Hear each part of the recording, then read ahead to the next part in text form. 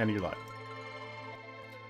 Hello and good day, Free Enterprise fans. Welcome to round 5 of the Fabul Gauntlet. I almost said Highway to the Zeromus Zone there. That's wrong tournament.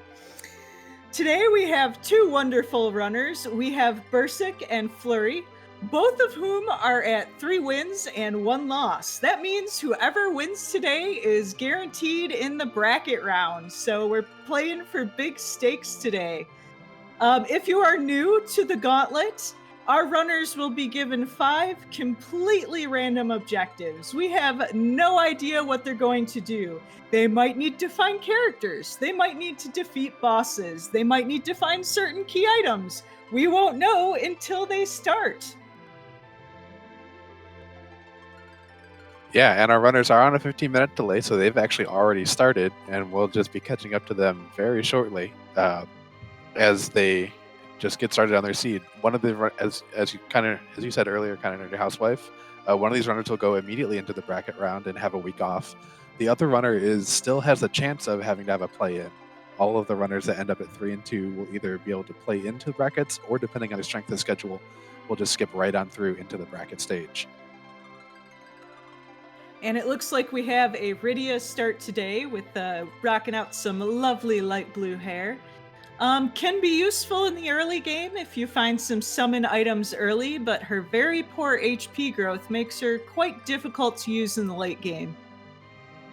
Yeah, both her HP growth and she picks up spells a little bit slower, and her XP curve is actually slower too than other runners. It takes her more XP to get up to the same levels as other characters.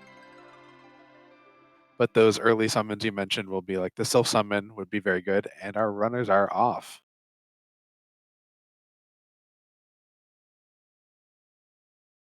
And let's see who our partner in crime today is. Well, we get a shiny rock from a bomb, and we have Edward, so 90 total HP. How do you feel about that? Ooh, rough start. We got very low DPS in this party, and also extremely low HP, which is even going to make a few of those early, usually easy boss spots pretty difficult.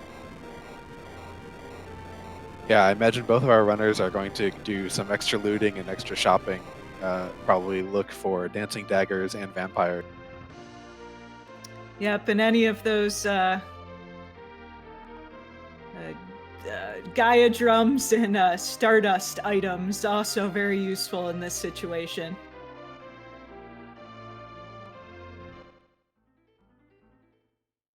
So I saw that we have to climb more deals, and we have to return the pan. Miss a couple of the other objectives that will get filled in here pretty soon. Yep, they go through those so fast. I usually don't have time to read them, but our great tracker and restreamer are gonna get them up on screen shortly.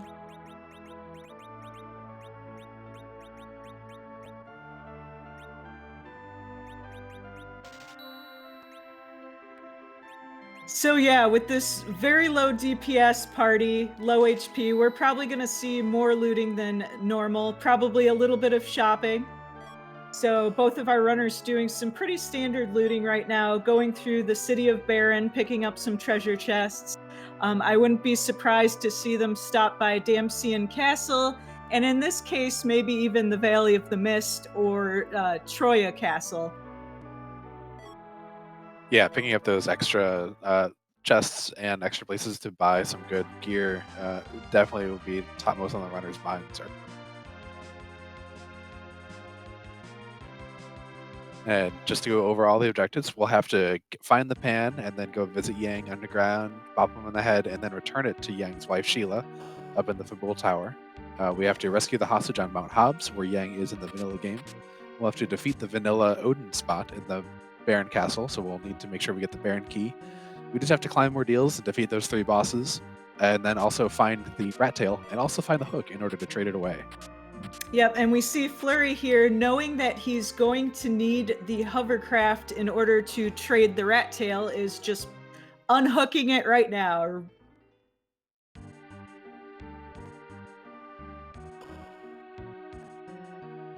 Yeah, I've seen a couple of headbands and mute daggers. The headbands will be very nice as a strength boosting item. One of the Final Fantasy IV's ways it does damage is you kind of get multipliers based on your strength, and as you get extra bonus strength, you'll get an extra multiplier. So it's kind of like having an extra attack. So the runners will definitely be looking to put those on anyone that they want in melee. And the mute knife is very nice. Ooh, and a charm rod too. Charm rod's a very good black magic stat stick. Does the same thing for the black magic stat that the strength does for physical attacks. And the mute knife both gives you extra black magic and is strong against mage type enemies. So it's something that runners could be using if they find an Asura or Maga Sisters. Yep, just looking at some routing here. So we don't have any required bosses or required characters. So that pretty much takes the giant out of play, except for doing a D-Machine grind.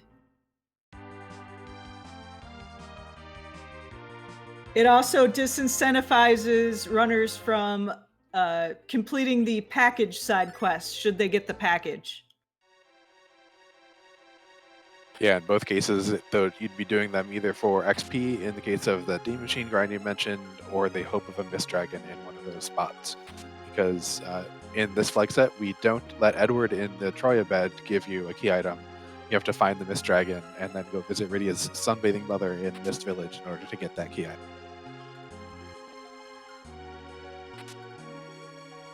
And oh my, that sounds like that's a duplicate Edward as the character up on Hobbs. That does not help the party very much. In this flag set, we can take that extra Edward into the party, but I don't think an extra 60 HP and a Dream is going to help too much. Ooh, but Fleury finding that self-summon, that's going to give Rydia both a damage boost potential, and it's also going to allow her to be a substitute white mage for the early game.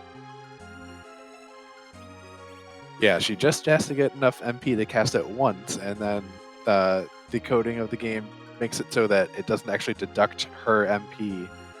There's a little bit of an extra bit with that with whatever character comes in from Dwarf Castle if they're in the middle spot that some people can take advantage of. But that's a really kind of very specialized glitch knowledge. Yep, and Rydia doesn't have enough MP to cast it right away. She needs to gain, I think, 1 or 2 levels in order to be able to do that. And Bursik finds the Calbrana dolls here, and so if there's any multi-attack item, that Lit Bolt not going to be quite enough to do it, I don't think. So this might be a comeback.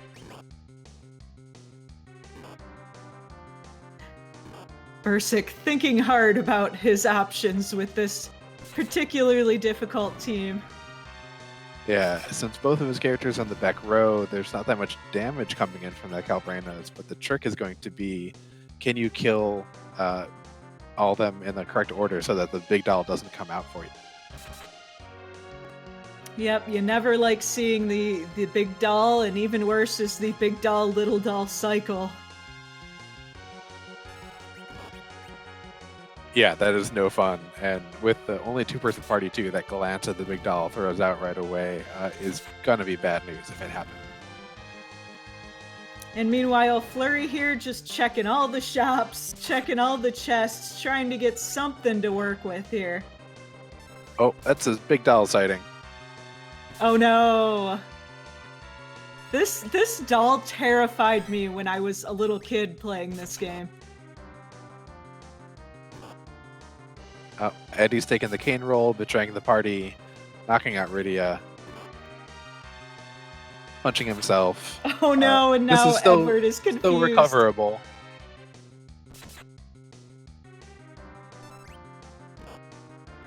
Luckily, this big doll not doing any damage at all, really.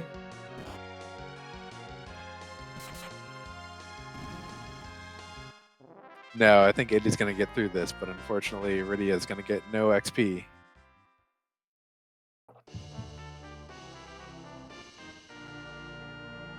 Woo! Good job, and Bursik gets through. Let's see what we get. A tower key. So nothing we can use now. We still got to find a way into the underground, but could be useful later. Not having to double dip that tower is always nice. Yeah, it definitely makes that a much more appealing play as soon as you get underground. And Flurry finds another small child in bed in the Kaipo or in the Kaipo bed where Rosa is in vanilla. So if we find a Sand Ruby, we could continue our children's crusade. I guess Edward is the babysitter today. I mean, he can lead the sing-along, so that's good. He's like Raffi right now. Exactly.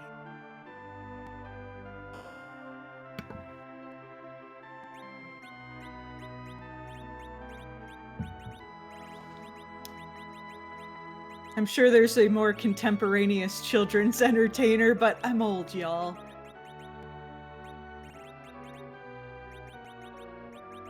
Okay, Flurry, after doing a mega shopping percent, checking just about every available store and easily available hoard of treasure chests, is finally going to hit the bottom of this antline cave and also get their tower key. Yeah, I imagine we'll see Bursik doing a similar shopping strategy throughout. We saw Flurry reset out of this Hobbs check, one of the things that we do here. Instead of having Rydia get Vanilla Fire 1 here, we instead give her a random summon from a selection. And it looks like it's Bomb, which is not so useful. No, especially since Flurry already has that Sylph summon, which is going to be far more useful.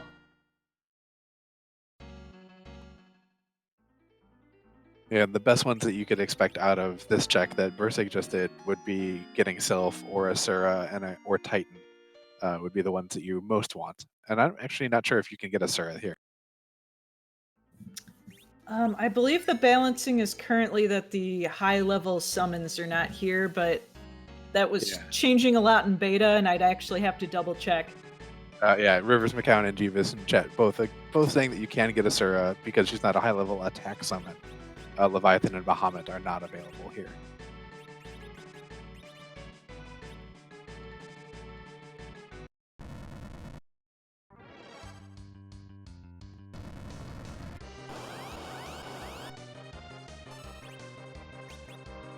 Bursik taking this fight to get the second Edward. And Flurry making good use of those throw rages that he picked up in his shopping trip, doing lit 1 damage to everything. Usually picked up and are guaranteed in the overworld to make sure that Rude Kinatsu doesn't block your progression, but also very nice for some early AoE damage against these Calpranidals or a very early alternate Gauntlet. Yep, that's also going to be useful because that'll probably be just enough MP on Rydia in order to start using that Sylph summon too. Yeah, that should get her enough. And then with the Charm Rod that we found earlier, she'll definitely be doing a lot of damage, probably 700 to 1,000 damage to a single target. So Flurry's shopping trip definitely paying off here.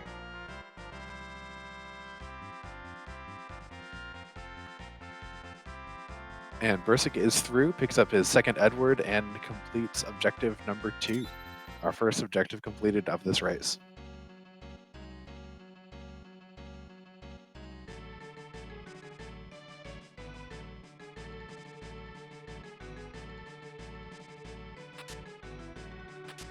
So what do you think of these objectives?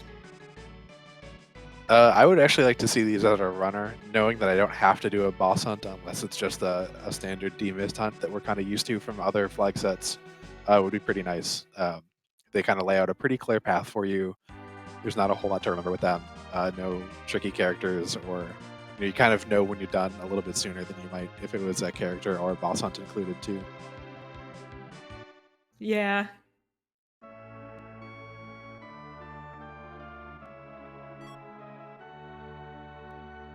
The only one that from the start looks pretty difficult is the Baron Castle basement, the Vanilla Odin spot. That spot is pretty fast and hits pretty hard, so depending who's sitting there, it may be a roadblock, but we'll have to see.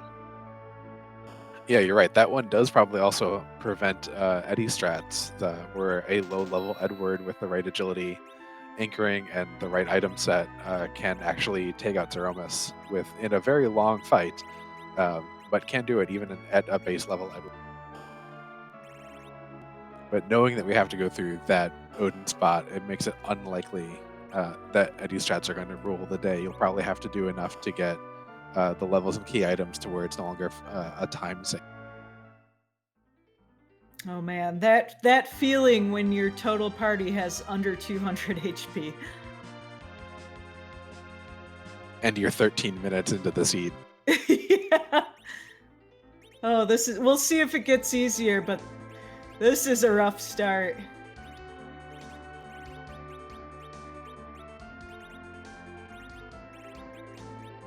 Yeah, and the only other characters we've seen so far are the twins.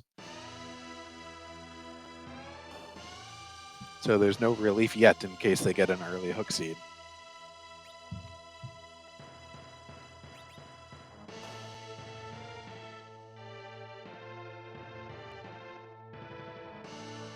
Oof, yeah, a hook seed here would be brutal.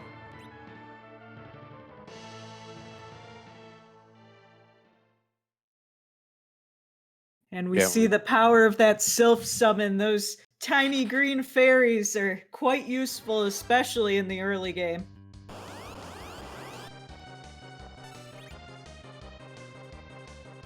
Yep, and Bursik is defending Fabul and finds the elements assaulting the monkey cat.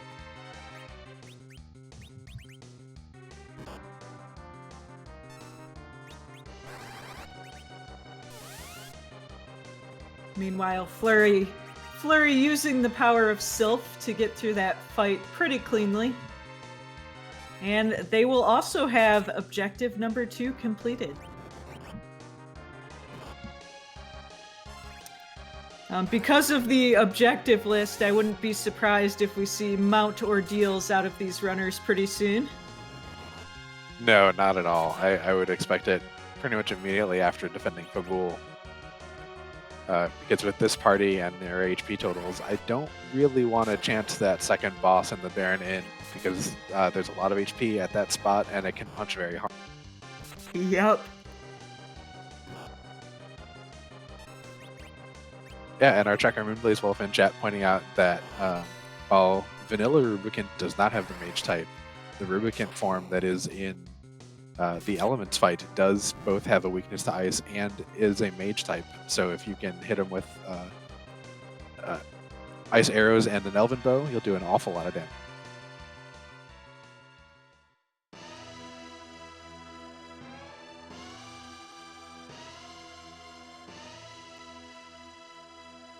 Okay, and Bursik getting through their Fabul spot, while Fleury is just starting his. Well, that power shirt's a nice pickup for somebody.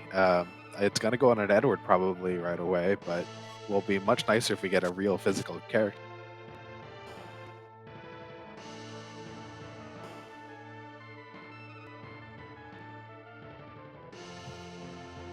Ooh, picking up a rune axe and Fabul, but no one to wield it yet.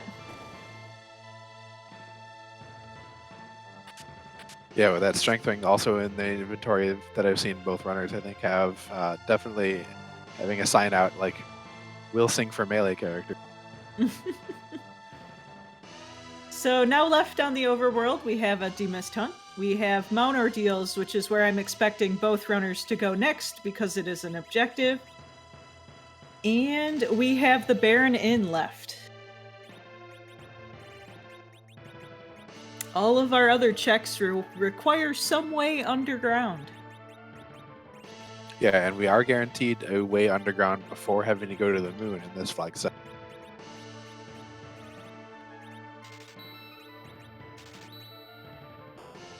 And both of our runners look like they're preparing with star veils and exits, and I don't know if anyone actually bought any illusions, but those illusions cast the blink spell, with which this.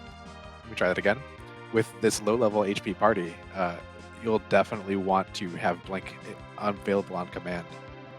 Yeah, especially if we find any physical-based bosses on Ordeals, such as Antlion or Miss Dragon.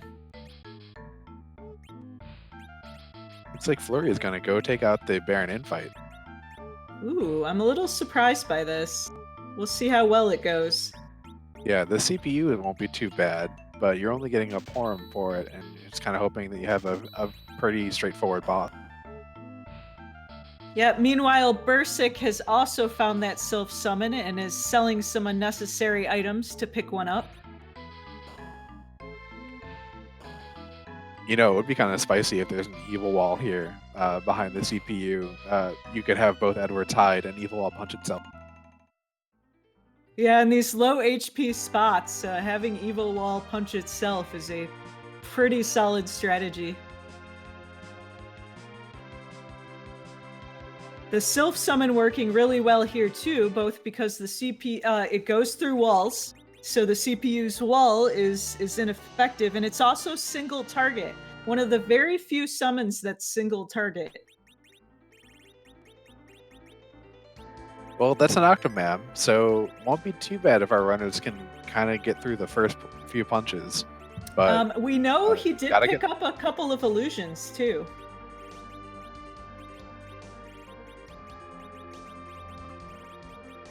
I think we're going to see one Edward constantly fight, and then just life potions to res up other characters.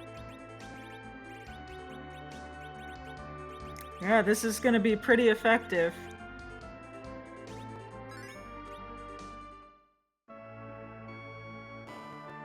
Rydia heals Edward, Edward heals Rydia, Rydia heals... Ooh, we got 2 down now, though. That's going to make it a little more difficult. But yeah, using that illusion. Yep.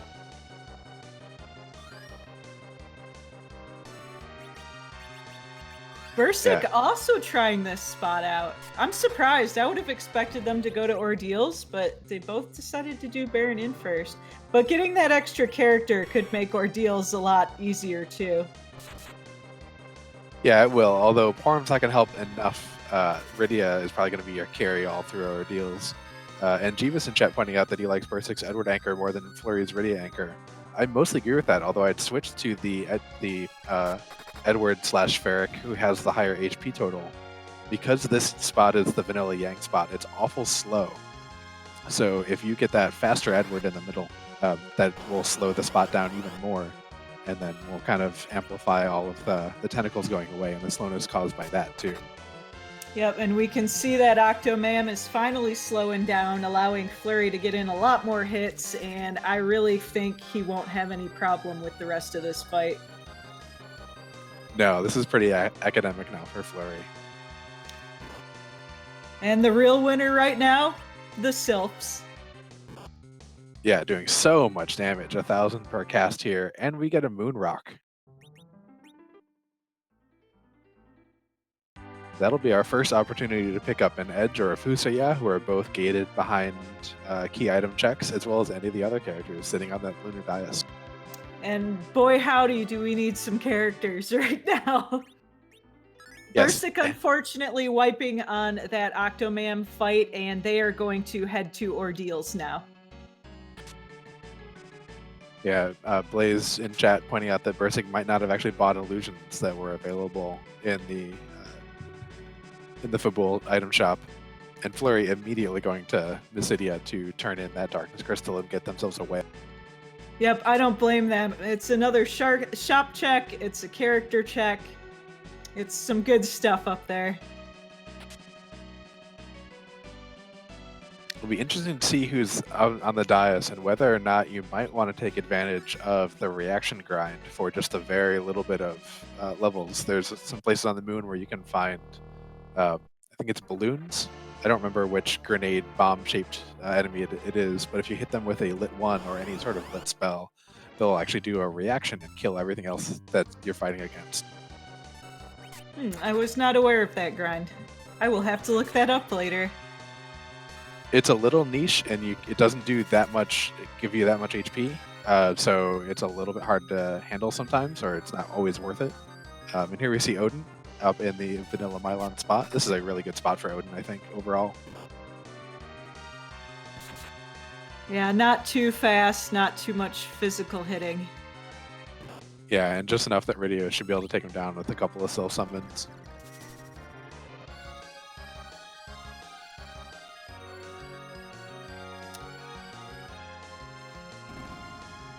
The seed would look a lot different without Sylph.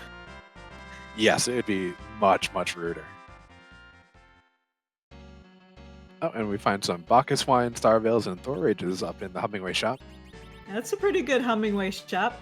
Those little bunnies have been stockpiling very well. Yeah, all the item and weapon shops, even in T standard, S standard, like we're playing, those shops do get a little bit better when they're gated behind a key item, and we'll see them be even more effective, or relatively more effective once we get into the bracket flags, to where the standard shops will have even worse things. And and we have a backwards facing Mist Dragon, so that's going to give us an extra key item check. Yeah, that'll be a very nice find for Bursik. And we found Yang up on the throne. Not a lot of damage increase quite yet, so that is hilarious. Yep, Yang is pretty good late game and decent mid game, but he is quite difficult to deal with early game. Yeah, since most of his damage scaling comes from getting levels, it's going to be a premium to get some extra HP on him, extra HP and levels for him to actually do anything for you. Power Shirt will help. And he also does have access to his elemental claws, which can be used very effectively against bosses with elemental weaknesses. Yeah, that's a very good point. I don't think either our runners have really shot for them, so they might not have any Thunderclaws, but a Thunderclaw would do some really good work against that.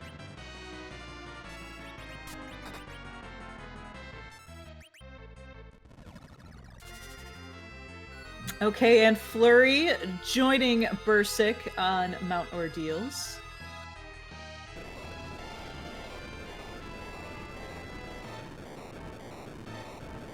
And this is the last check on the Earth, so it either has to be at the top of the mountain or with Rydia's mother after we defeat this Mist Dragon.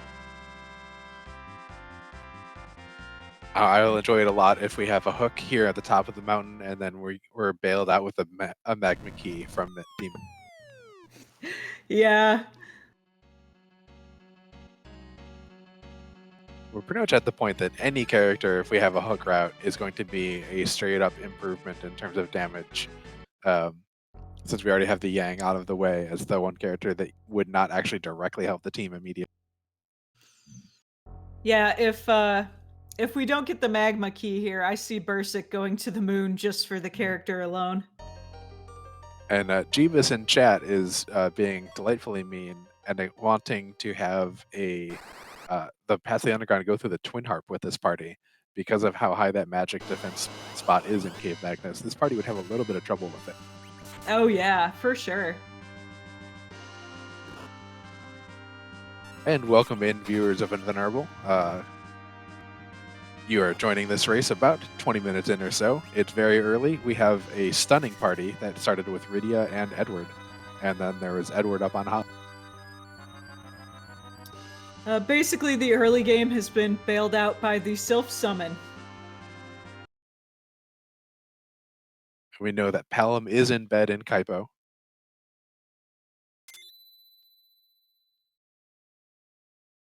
And Fleury using that big stack of Thor Rages he picked up earlier to get through this Odin pretty quickly.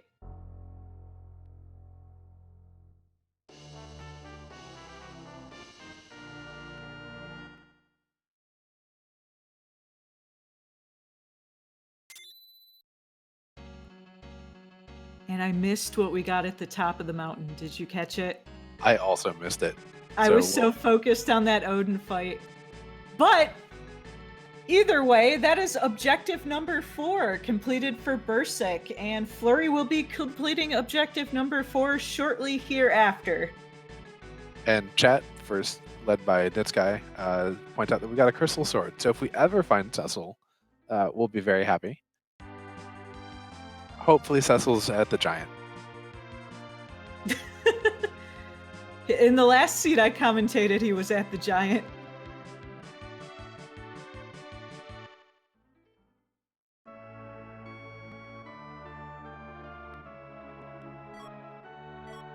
So next we get to see what Rydia's mom is hanging on to. After some slight looting. Yeah, while you're here, you might as well pick up some of the easy chests and kind of see what's in these item shops. Psychology B, Darkness was in the Baron Inn behind CPU for the guards fight and Octomam for the karate. And that's where Fleury had picked up their Porum. And there's our hook. Delightful. Oh, this just got saucy.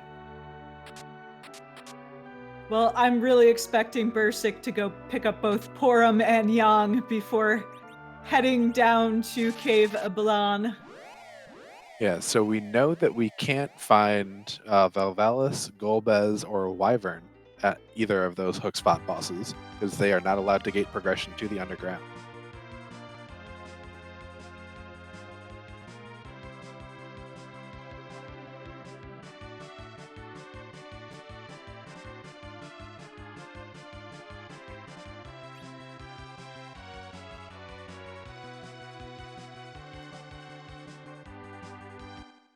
And Bursik just going straight for that character check.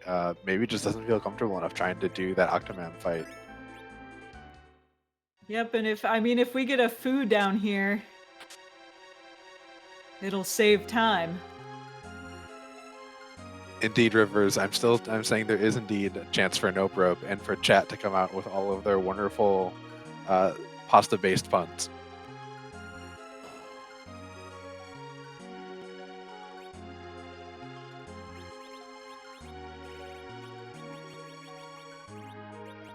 Oh, but Sirens and Hourglasses are a nice pickup. Heck yeah. And Fleury about to getting his crystal sword and about to get the bad hook news.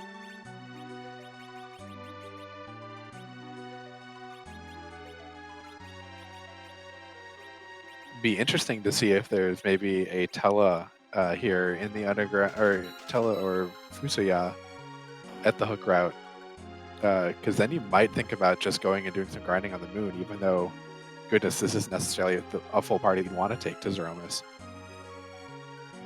Just to get through those more difficult boss spots. Yeah, just going up and doing one double gold dragon fight would be probably worth your while.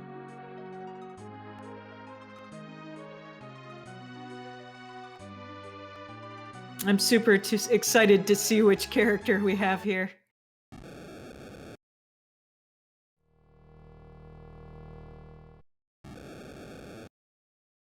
A Rosa. Not immediately the most useful because she still has pretty low HP and DPS, but long term a good pickup. Yeah, you're not unhappy about it, but you're kind of wishing for someone that you could maybe slap that rune axe or a crystal sword on and kind of ride for a little while. I'm interested to see if Bursik will nope out of here and go grind. This is a tough situation. There are no good answers here. Unless it's like a water hag. Yeah, we know it's Leviathan in the Rubicon spot, which won't be great. We don't have anyone who can wear any Dragoon armor. The single target Ice 2s will do a decent bit of damage. Maybe not enough to kill a Yang that gets leveled up. And Bursik runs into the Stalemen, and the Stalemen run real hard right back at him. They were rude too. Every time he tried to get an hourglass off, they knocked down the appropriate character. Yeah, the game knows.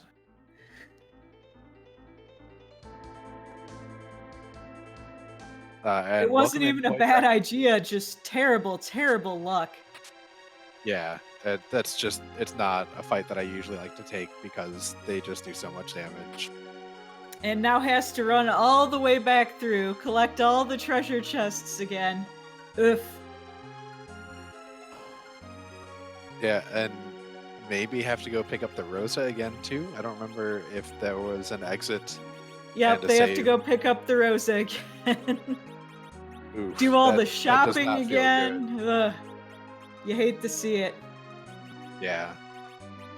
Definitely would recommend for anyone watching to remember that you want to either save, if you're going to pick up chests on the way back, save in the save room that's in the room before this one that Flurry's in currently, or just exit out, save outside, and come back in. Like, you don't want to redo all this time-consuming stuff in a race. Flurry picking up his Rosa. I imagine he'll ditch one of the two Edwards. That feels like a very likely choice.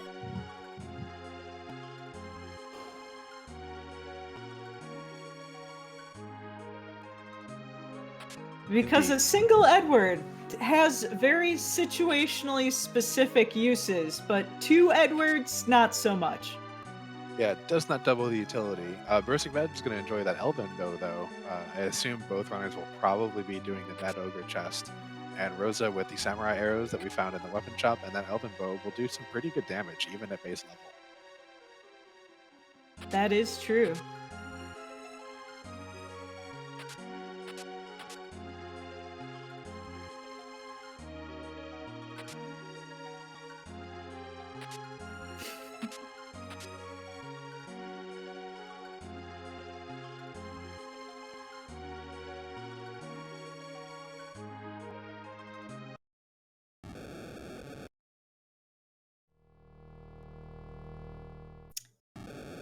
And for both runners, there's just no way around it. We're going to need some levels somehow, whether that's the Mad Ogre chest, grinding, going back. I don't even know what I'd do at this point, to be honest. This might Yeah, not even be a bad time for Eblin Castle, to be honest. it wouldn't be awful. You could get maybe some better weaponry for the people in your party, because trap chests do have a chance of very, very good weapons in this flag. And Flurry finding the Mad Ogre chest. And the Mad Ogre's finding Iridia for at least one tap. We'll see if they get a second one in.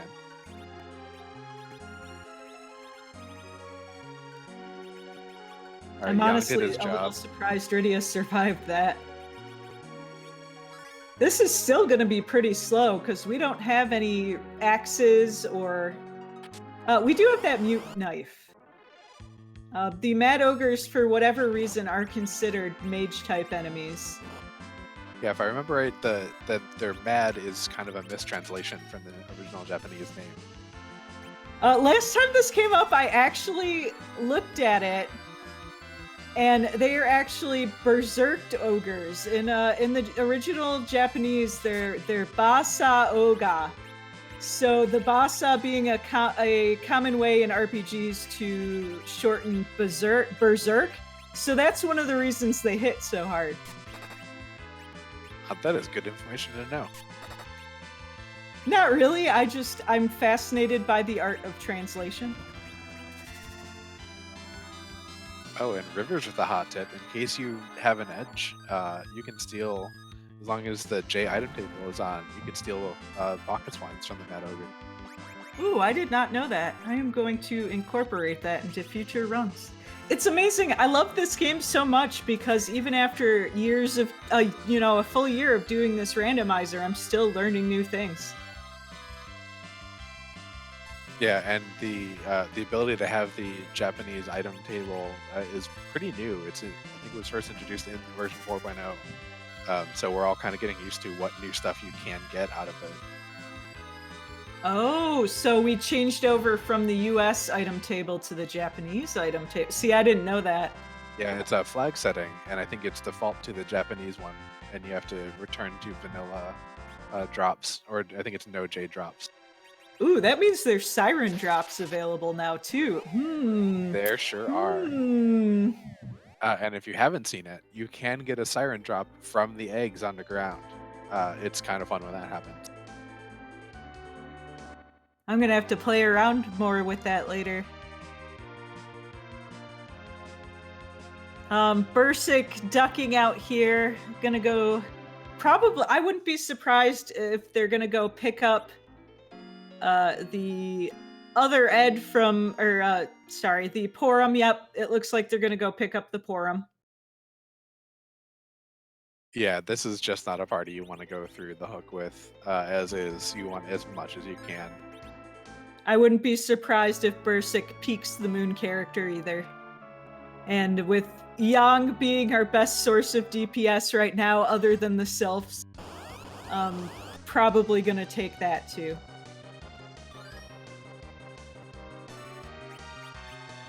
Fleury's about to give us our first check of who the boss is here, and we got a turtle at the King Queen Evelyn spot. This is not a horrible, but also not a great spot for the turtle.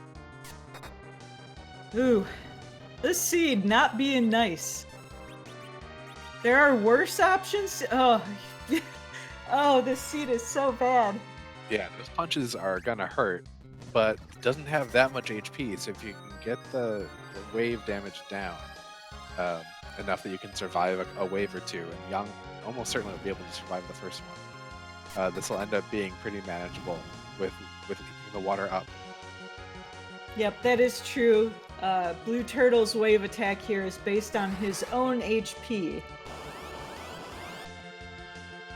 Yeah, you can see that they've done, Fleury's done enough damage to where that only did about 170.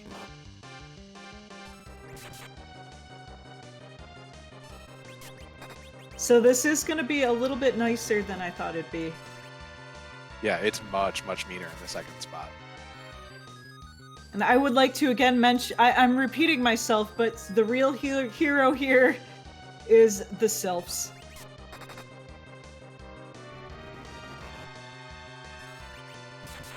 Yeah, they good damage, good healing. Rather long animation for their summon, though. True, but for 1700 damage, I'm definitely willing to pay for it because that's probably 5 to 10 times more than anyone else is doing in the party. Yeah, Rydia is really good early game and mid game. Just with that late game, both her low HP growth and how long it takes for her to learn nuke, she's just really not good for the final boss. Yeah, she's specialized for the final boss. You kind of want to have a slingshot effect on her if you can. One of the things with the way we do experience points in this flag set is that, as you might have noticed, you get full experience for a fight on everyone rather than splitting it between the 5 people. And if you have a full party and a character is 5 levels behind the median party level, they'll get double XP. So you can definitely catch somebody up if you get a good grind fight that lets you summon multiple monsters during the fight.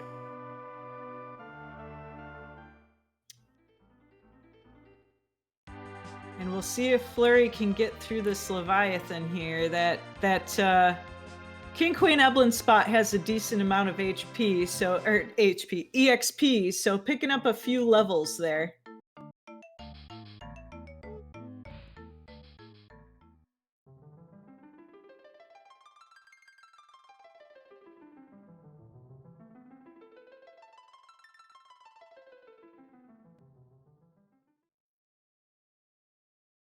I mean, Death is not only the D Machine grind. There are a few other grinds that get you summons, or if you can get some life 2s off for the double gold dragon fight, you can do a lot of work there. Back Giant is also a possibility with this party with a Yang.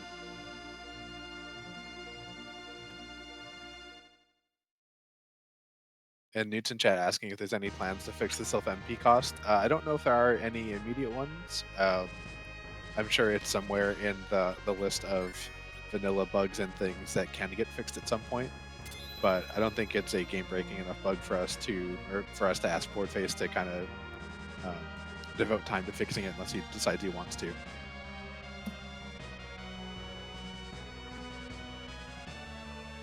Yeah, those Ice 2 is doing some pretty decent damage. It wouldn't surprise me to see a Star Veil cast on somebody at some point. Yeah.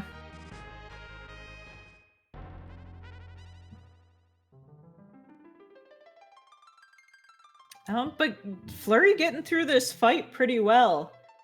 Doing decent damage with the Sylphs. Rydia's pitching in on damage a bit.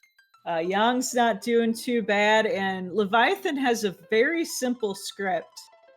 It's very easy to predict what he's gonna do.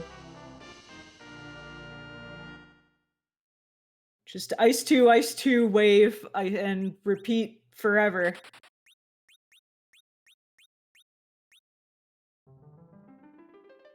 Yeah, so Leviathan is one of the bosses you like to see late in the game because while that wave will do a quarter of your max HP for each character to them, the Ice 2s just kind of drop off in scariness really fast.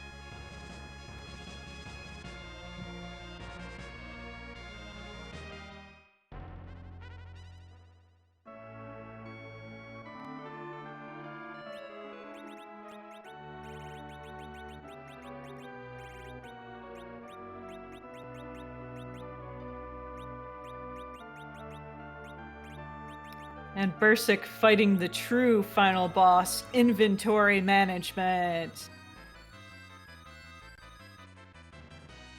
Yeah, definitely one of the places where you can lose a little bit of time if you aren't really paying attention to what's going on. Picks up some box points that Fleury had not yet, so that'll help in this Leviathan fight too, if Yang can self-berserk and not make Rosa spend turns casting berserk. Yep, because I feel like Fleury's going to get through this fight, but it's going to take a long time. Yeah, and chat suggesting that Bursik might be well advantaged to take advantage, or might do a lot of good to take advantage of those Sirens and Hourglasses that were in the Eblin Cave Shop. There is a triple Warlock fight that wouldn't be too bad with this party, especially if you give Rosa the Elven Bow. She would do some extra damage to them. And would give you a lot of equipment or a lot of XP pretty fast.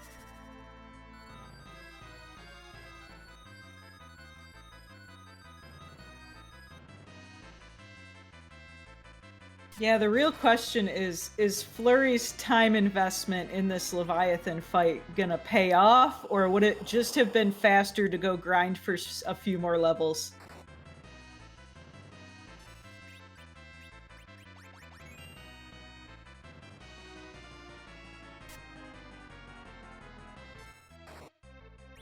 Yeah, that's one. The extra levels would do an awful lot of good for Yang, and would do some good for Rosa.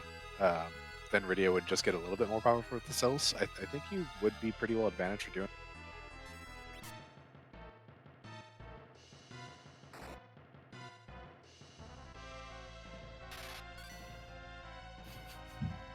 And it looks like BursikBadger has picked up a Cursed Ring, which will be very nice for late game agility shenanigans. Being able to knock one character's stats down by 15 for each of them, which can kind of set you up very, very well to make sure that you have the correct relative agility 1 on everybody except your center character.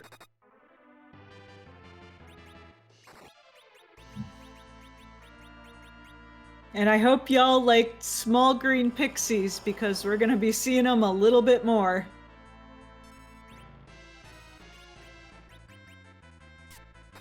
I'm sure Demarine is smiling somewhere.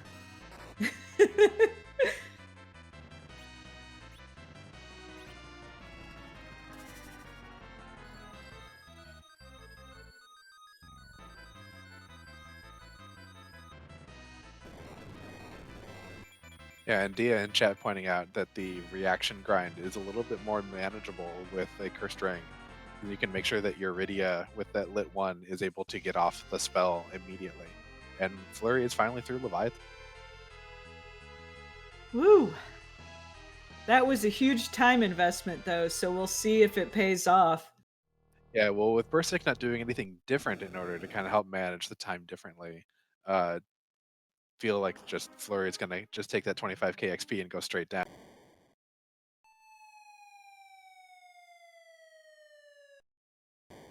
Yep, so this opens up a lot more manageable checks for us. We do have that tower key. And so we know we that can there are do Maggot Sisters.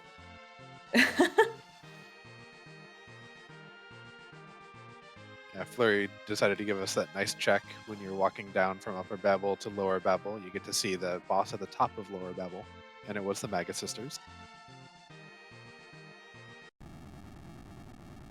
That shouldn't be too bad.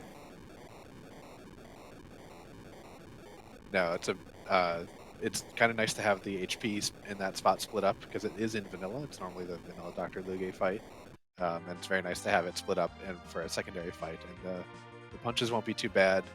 The single target spells might knock out some people, but overall it's a pretty slow spot too. Yep, but going for the standard Land of the Summon Monsters check here, there's of course the free key item that's just hanging out in a chest. And there's also 2 boss spots down here, but we already found the Mist Dragons, so we're probably not gonna... I don't know, it depends on what they are. Yeah, if you see a King Queen Evelyn here, or since Rosa will have Berserk at this point, if you see Plague, I would probably do either of them. Let's see what our easy key item is. A spoon. Oh, we do have an Edward, and I believe the spoon flag is turned on, so... Unfortunately, it's not.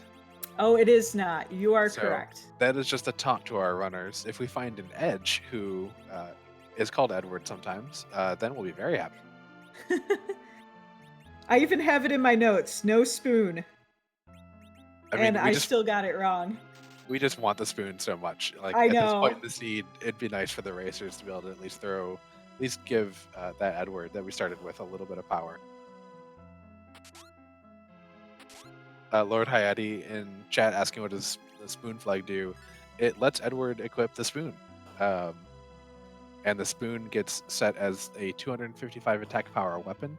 So that means Edward will go immediately from being very meh on damage to doing at least 1,000 or 2, and can creep up to Crystal Sword Cecil levels with the right extra other gear. Let's see what King and Queen we have today. Looks like we have Queen Dark Knight Cecil and King Mylon of some sort. We don't know which Mylon though. I think Fleury's gonna, if he has a Cursed Ring, is gonna go do some Eddie strats on that Cecil.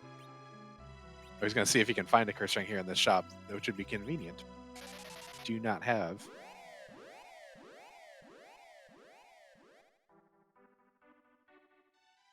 That could be a place that BursikBadger picks up some time, because we do know Bursik has a Cursed Ring.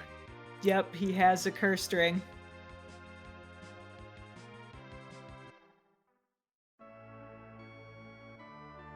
Do you think Fleury's going to now check all the armor shops for a Cursed Ring? I wouldn't be surprised, but I'm hoping he checks our Job Dwarf. It is probably the second most important check in the game. Yes, if you're new to this randomizer, there's a dwarf in the treasure room that in the vanilla game, he's just a farmer. And forgive me, I forget whose idea it was, but someone gave the idea of he should have a random job every time you roll a new seed. Oh, no job check. I believe that was Rex Rule, who has some dulcet tones. Okay, that was Rex. I wasn't 100% sure. But I love it. I always check Job Dwarf just because it fills my heart with joy and light. Same.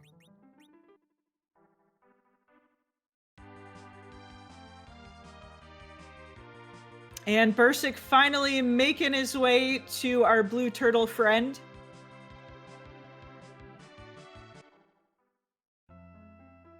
Taking advantage of those Thor rages.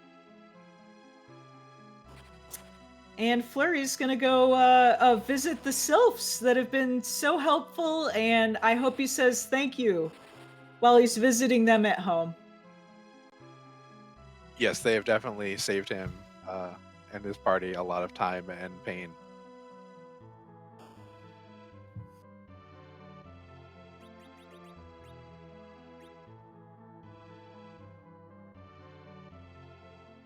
I'm a little surprised that Fleury did not do the tower before doing this check, because just so that you find the pan, that way you don't have to do a triple dip. Yeah, I'm a little surprised by that too.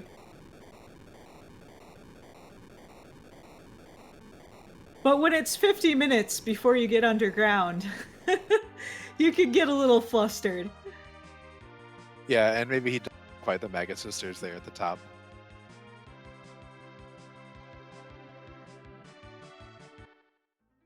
Bursik making short work of the turtle, turning him into soup, and then being able to fight Leviathan. We'll see if we get a save. Yeah, gonna go run back and save. I do not blame him. No, I would not either, because that turtle's just annoying enough. You just don't want to spend the time in case you mismanage the Leviathan fight. Exactly. And we'll see what the good housewife Sheila has for us today.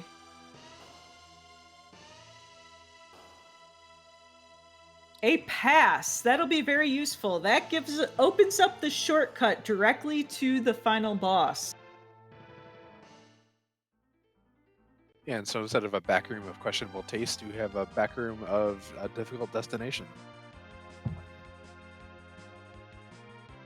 But it does make it questionable taste. I love that. I'm gonna remember that. It does make it so that if we find the Baron key or any of our other last-minute items up on the moon, and that's our last check, then we'll be able to go straight to Troya, turn in the pass, and go hightail to Zeromus without having to go back up to the moon.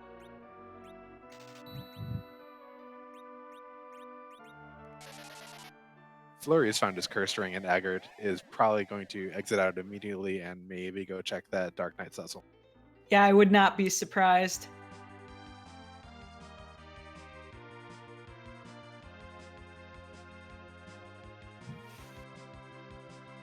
Yeah, this seed is being very stingy with progression. We still really don't have that many key items. And even fewer progression key items.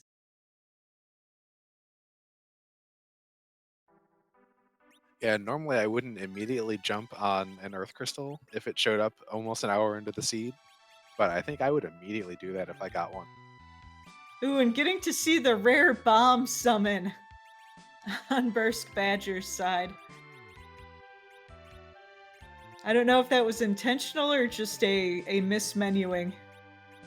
Either way, glorious. It's definitely got the swag, I will say that. And Fleury is further powering up that Ridiope, throwing up the tiara on her, getting another big boost to her black magic stat. Yep, and with as much as those sylphs have been doing for us, I'm not terribly surprised by that. Yeah, and here, if he completes the first portion of Dwarf Castle, when we have a Lunar Sparkle, then Ridiope will grow up, get some level 2 spells, and the mid-tier summons.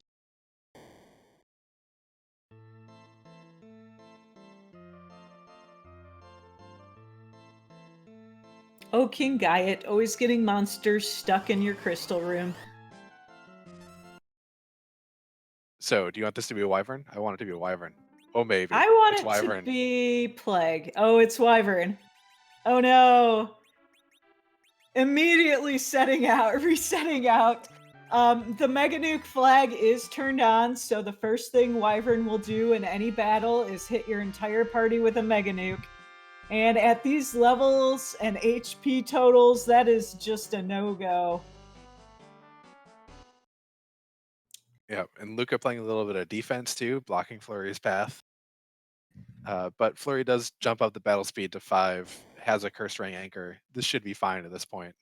But it's always a little bit rude to have a Wyvern here in this first spot because it makes you fight the next one at a higher battle speed too. Exactly. Hoping to get off the Star Veil here and reflect that Mega Nuke. Dathis, I hate to rain on your parade though. Porm can't be here because we've already had our duplicate. Our duplicate was Edward.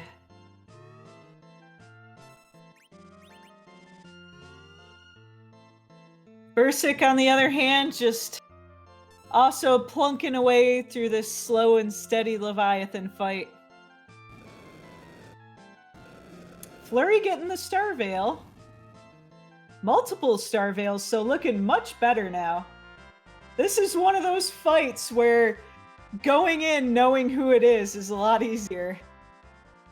Yeah, I mean, it's pretty much the reason why I have about an even record with Wyvern. In my free enterprise time, is I often lose the first one and then win the second. Yep, his advantage is surprise, and once he loses that advantage, he's not quite as scary. Well, hello there. We have been invaded by the moon entirely, as we get a Fusoya in between two moon bosses here in Dwarf Castle. And jumping the other edge. Ooh, I haven't seen that Fusoya sprite before. I like that one. Yeah, that beard is amazing. Our fabulous alternate palettes done by Scala Kitty. I really love them. They're another one of my favorite little Easter eggs in Free Enterprise.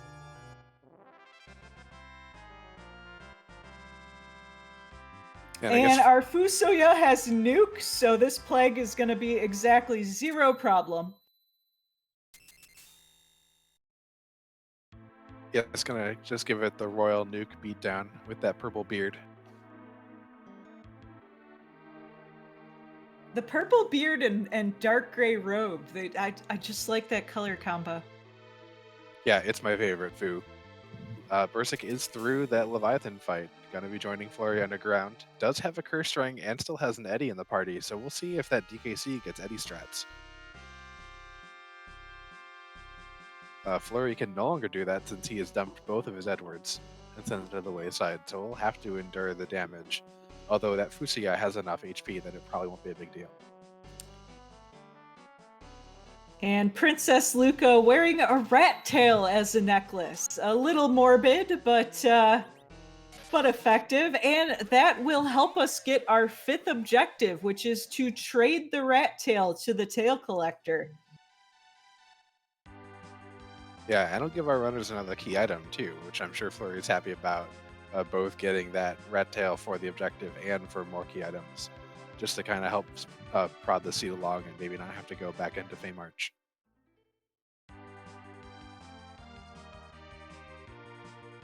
And Fleury going directly and checking that rat tail. Has to pick up the Enterprise because the Falcon has a drill and thus does not have room to install a hook. Yep, we're limited to 1 accessory per ship.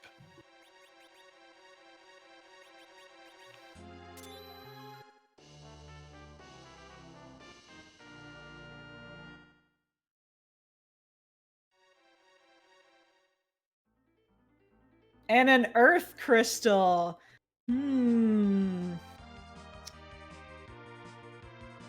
That makes things interesting. It does. That's 2 chances for a Cecil to join that crystal sword that's sitting in your inventory. I'd be very tempted to, but with Fu, I don't know. I no longer need to. Yes, Fu has significantly increased our DPS, so we definitely don't necessarily need that Cecil until, of course, the Zeromus fight.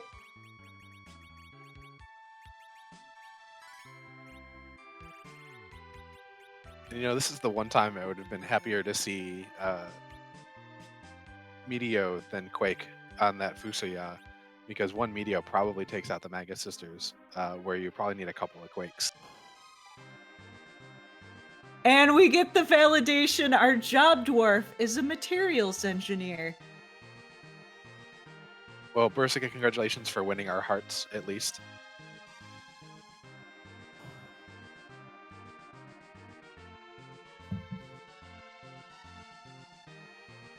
You know, I bet that dwarf has a pretty good laboratory here. There's a lot of heat and pressure underground to do some neat things with materials engineering.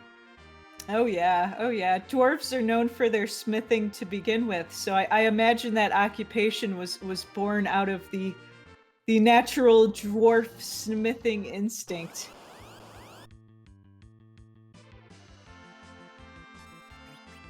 And it is time to check the tower when we have the good doctor. Yeah, he slipped down a little bit. Maybe wants to go tinker with the super cannon.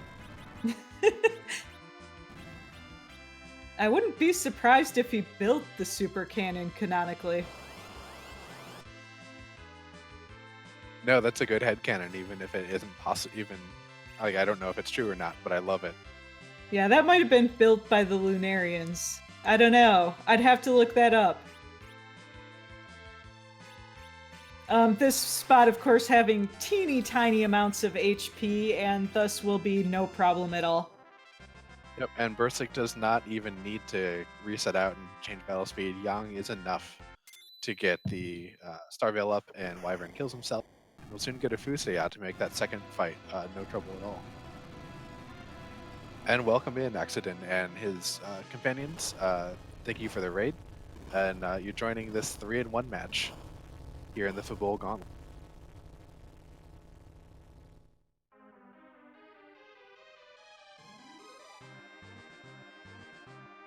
And just to summarize, it was a very rough start with a Rydia and an Edward. Luckily, we found a Sylph summon very early, and that has been carrying us pretty much all the way. If that's not rude enough, we had a hook seed, so we had to go underground and face a blue turtle, followed by a blue dragon. So we are an hour into the seed, and we're only now just clearing out the underground.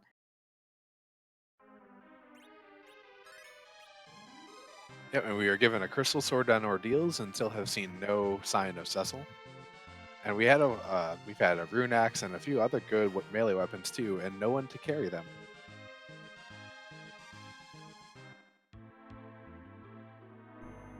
You know, I'm just thinking of how much worse that Leviathan fight would have been if it was Ogo Pogo there. Significantly worse. That Blaze counterattack for all those Sylphs would have been awful to deal with. Okay, we're gonna watch the Magus sisters dance here, and between Fu's Quake and Rydia's summons, I don't think we're gonna have any problem defeating these sisters.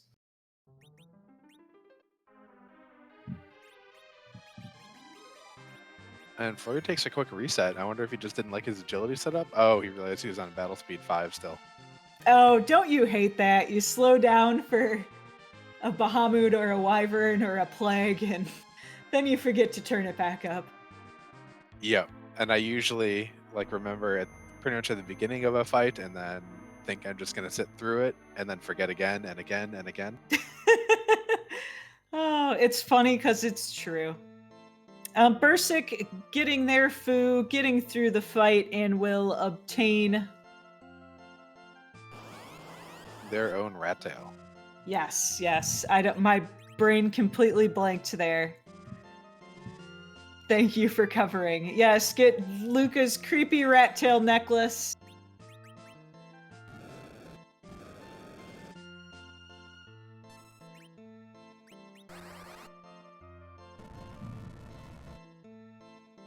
Possum Morpheus asking which bosses can't block underground access. In the flag set that we have, it is Golbez, Wyvern, and Vavelis. If you have no free bosses on, that also means DKC can't.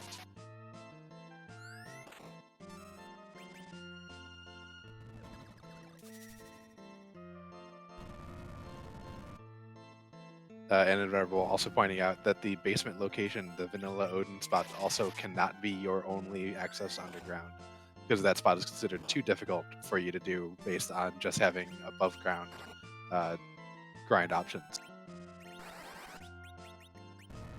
Yep, the developers and testers have done a lot of work, and it's amazing how much this randomizer has improved just in a single year. It's basically, we try to get rid of as much unfun things as we can. And grinding on Earth for defeating an Odin spot would be very unfun. Yeah, that heroin robe that Fleury got is a nice pickup for this team. That's going to turn that Rosa into pretty much your best melee offense for quite a while. Unless we maybe get a Cecil or a Kane or an Edge out of that Earth Crystal if he goes to do that.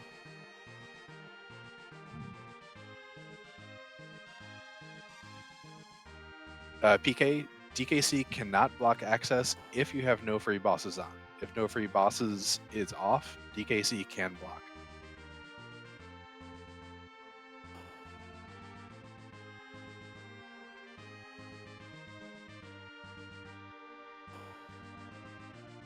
So our runners here high-fiving in Babel. BursikBadger going to take a little more efficient route and not immediately go do a Sheila 1 check.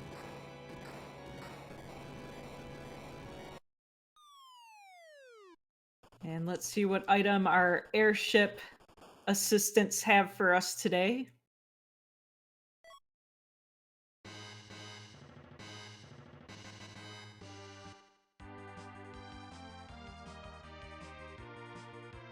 A magma key. How completely useless at this point. But it is another key item that gets us towards that 10 key item count that allows us to have double experience. Yeah, that puts Flurry at 8, so that's not bad. And you can, if you want, still throw it down the well and get a nice fun message. I have never tried that. I will have to boot up an old seed and do that later.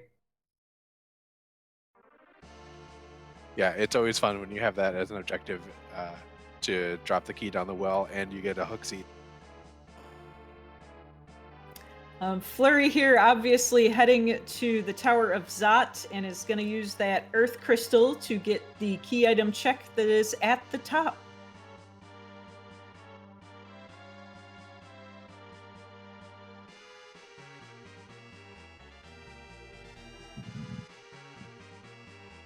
So Flurry a little bit ahead right now. But we still have to find a pan. We still have to find a Baron key. And depending on how the routing goes here, it's still anyone's game. Yeah, absolutely. Any time difference can be made up purely by routing. And Bursa gets some Meteo for defeating the Dr. Luge here in the Super Cannon.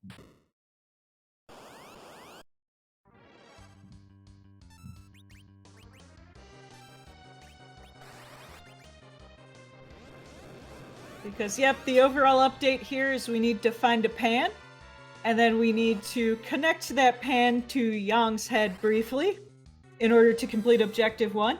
And then we need to find a Baron key and use that Baron key to get to the Odin spot for Objective number 3. Yep, and we've already found D-Mist, so there's now unfortunately going to be no D-Mist trolls of him up hiding away in the giant.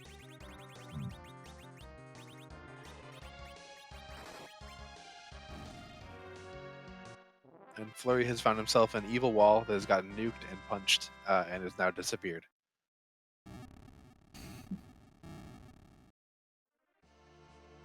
Yes, this seed has definitely been kinder in the second half. Getting that Fusoya really made things a lot more manageable.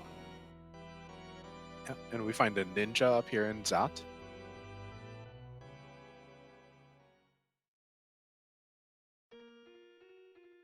So our party strength going up significantly here.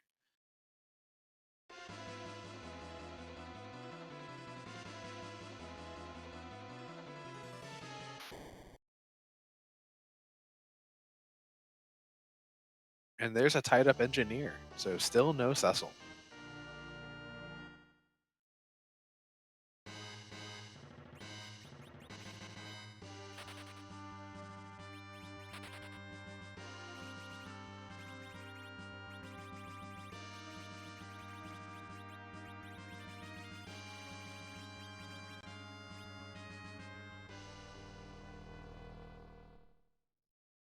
Yeah, Flurry very quickly dismissing the our Sid and picked up Edge and equipped him with a Ninja Sword and a Full Moon, so that Edge is going to be back roguelit.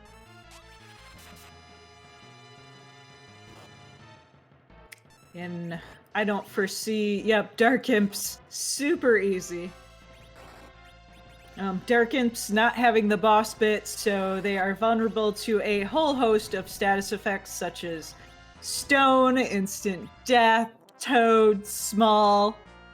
Or, this spot isn't that bad, so we can just, DPS them to death. Yep, definitely a good spot for a Quake. Spreading out that HP total that Vavelis has into the 3 different people makes it very nice and easy. BursikBadger gets through the Mega Sisters, picks up their Heroine Rogue, and we'll see where they go next. Because we've had that Dark Crystal for a long time, so that moon is still completely open to us. And now that our party is not so completely awful as it was.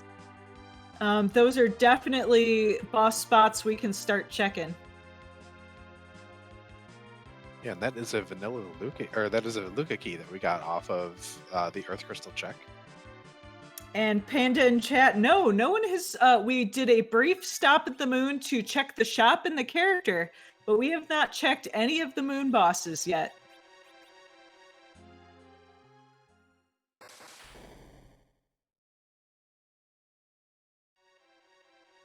Fleury continuing to be pretty darn dedicated to the Earth here, as he is going to do Luca Cave next, or perhaps it's just stopping in for a quick door grind. I imagine he's gonna just do the Luca boss, or at least check the item, see if it's something that's gonna get him progression on his way to the moon, or not.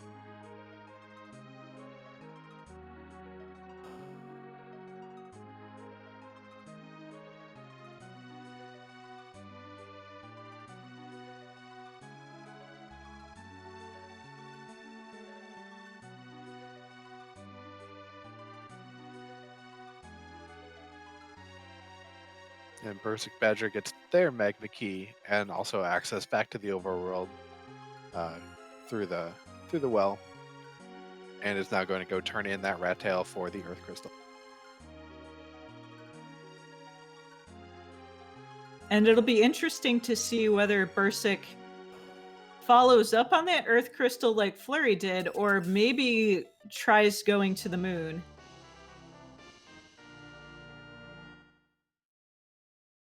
Well, that's a required Luca key.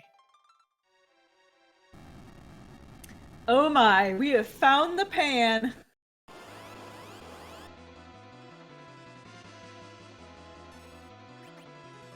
Yeah, so now we're just hunting for a Baron key, and that's the Bahamut, so this will be pretty free. Yep, we have a ton of DPS here. We have Star Bales available. Fusoya has wall if we feel we need to wall up. So I also don't foresee this being very difficult at all.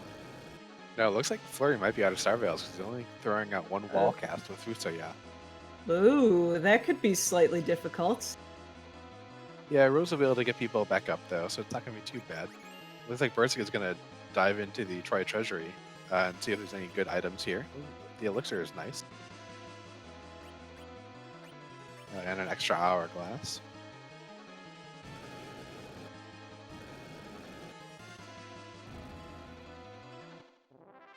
And a cat claw for Yang.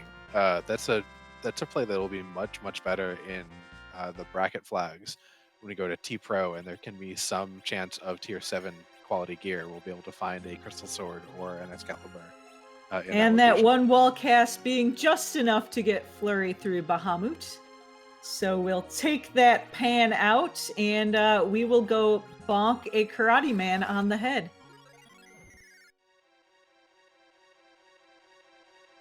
Yep, Fleury decides to wake Rydia up and then get her warp up to the top of the list so we can warp out of here as fast as possible, since you're not allowed to cast exit. Yeah, Keiko, Bursik does indeed have Earth Crystal. He went and turned in the rat tail just about a minute or two ago.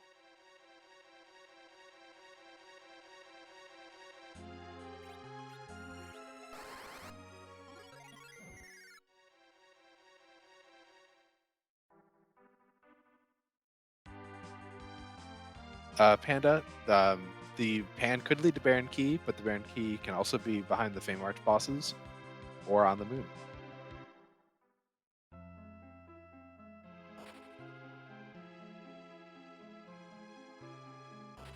Yep, and with our current party setup, neither of those Feymarch bosses are that difficult. So I almost think I'd rather try to do those before I head to the moon. So we haven't seen the alternate gauntlet yet, right? Let me double check. No, we have not.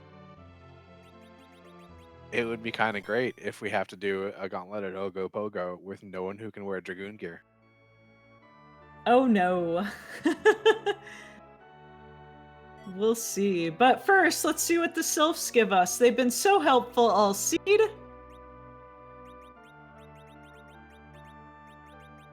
And just an hourglass one. I guess we can forgive them. I mean, they did get us through the early game pretty well. I mean, I don't hate getting that, but since our Hourglass 2 is for sale, it's not my favorite item.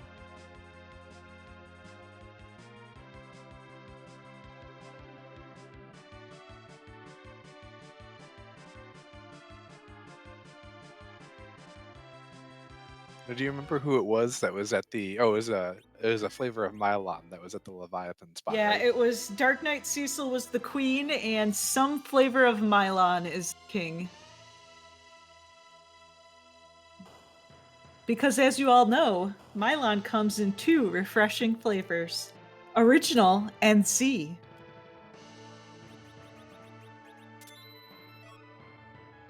So let's check in with our favorite housewife and see if she has the goods today. Nope, just a white spear, want. Well, the Kane that we don't have yet will be happy. Just like the Cecil we don't have yet? Yeah, so we need Cecil or Kane are behind Baron Key, Package, or the Giant.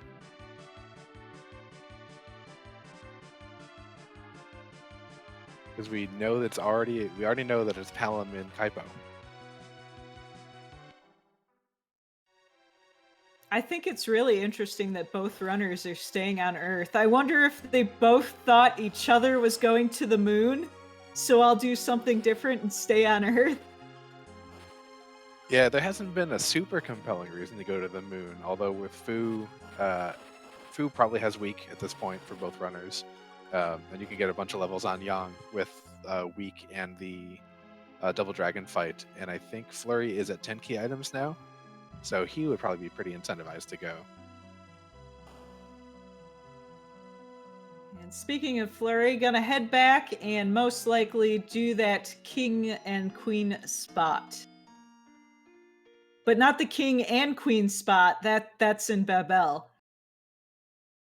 The Yep. king and queen spots, which are separate spots, which are in the Fey March.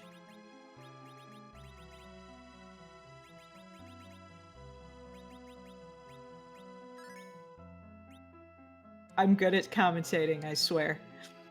I mean, it is a little bit unclear sometimes, so you did an excellent job of clearing up what we have to do.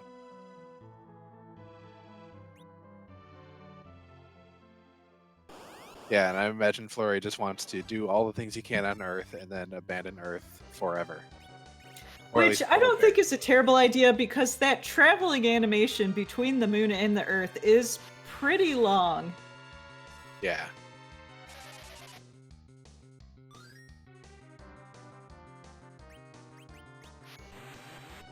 And does he get the cure off? He do. And then the heads up life potion at the end too, to also get Rosa the XP in this spot. Yeah, because there is a lot of EXP in both of these spots. Yeah, definitely is more worth it with the 10 key items too. It's 40,000 is pretty good. Not too much to worry about when it's only the 20,000 without 10 key item. That was a handy beautiful dandy fight. rod. Yeah, that was well executed.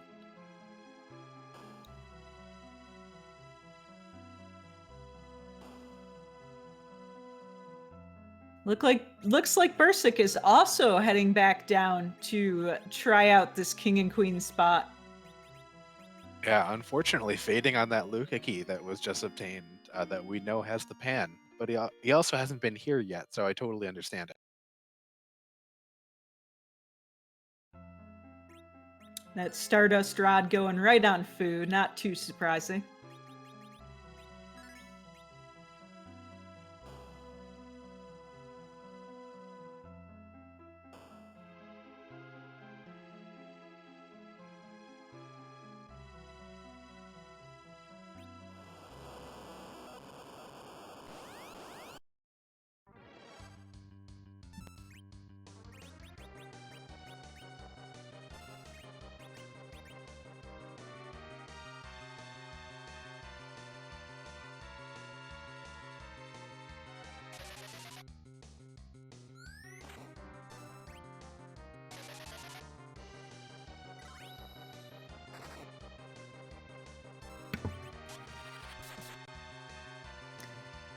And our flavor of Mylon is Refreshing Z. This shouldn't be too hard. Especially it looks like he has that Flame Claw on Yang, doing some extra damage. Yeah, Yang doing the work here, and Blink's gonna help deal with the punches, because this is a very high physical spot.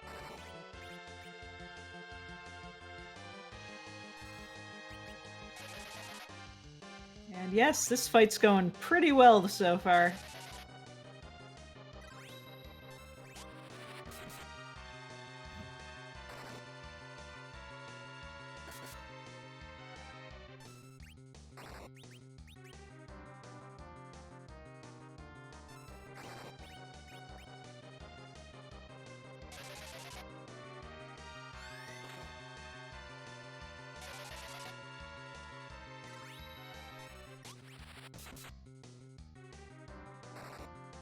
And Bursik also threw the DKC fight.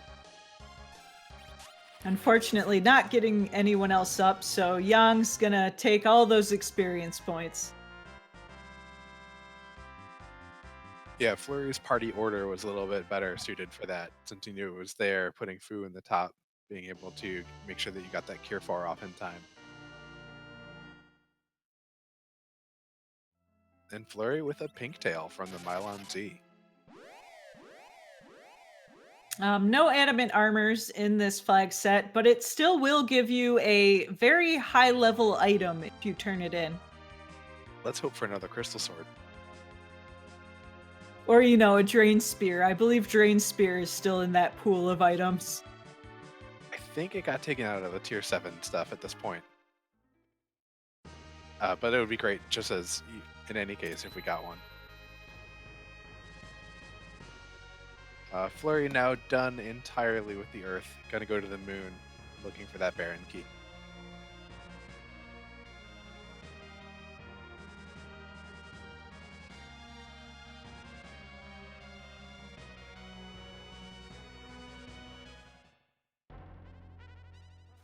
Yep, and at this point, Fleury is ahead just for having knowledge of where the pan is. It'll be interesting to see when Bursik just decides to go to Luca Cave.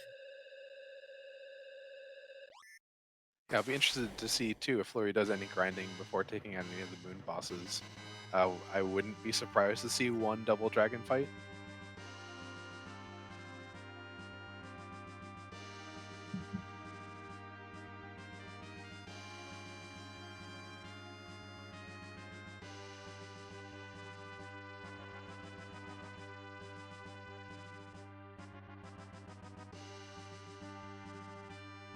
And now we just have some tunes as we wait for Fleury to reach some bosses.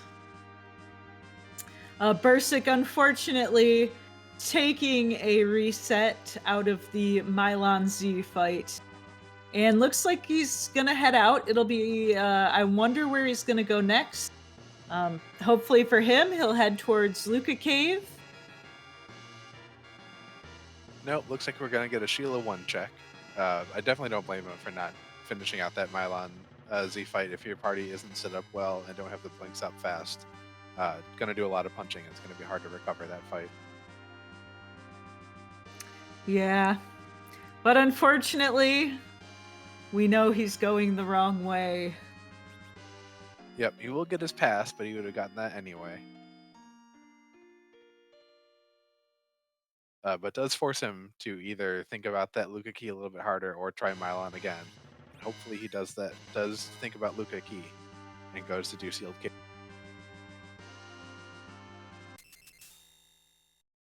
Okay, and we'll see if Fleury starts level grinding here or just taking on some of those moon bosses. And it looks like it's going to be the latter. With a quick reset when he sees Baigen, and maybe we'll go do some grinding. Or maybe we'll check out some of the other bosses too, who knows.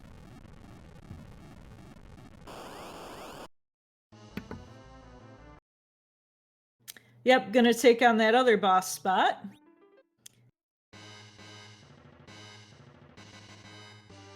And a Rubicante. Also resetting out of that.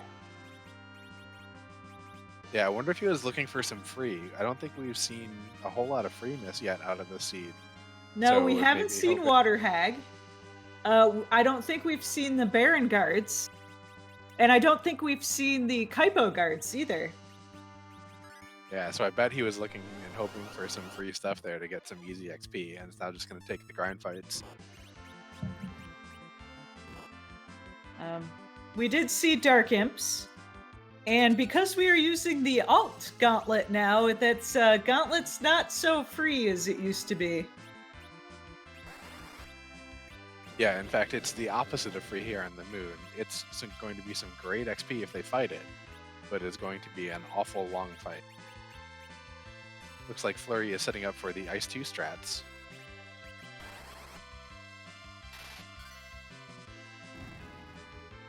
Yep, so we'll probably be killing some dragons here for a while, and meanwhile, Bursik on the right track. Using that Luca key, gonna head down, gonna find his pan. Yep, definitely good news, and still means this is entirely wide open, especially if maybe Bursik feels a little bit behind, which I don't know if he does. He's done a pretty decent race, so you might not, but could think about doing top down, and if he takes the right direction, could absolutely claim some advantage.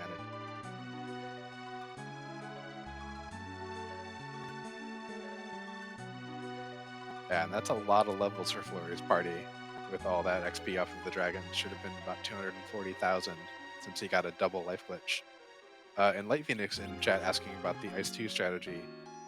Ice 2 has just the right casting time that you're able to throw 2 life potions off of the single cast to get the kind of a double life glitch off of it.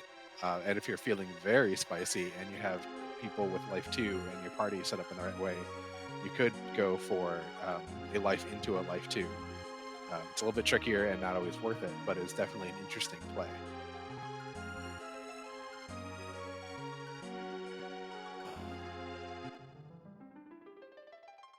And gonna use that Rydia as an agility anchor, and actually gonna go through with this Bigan fight now.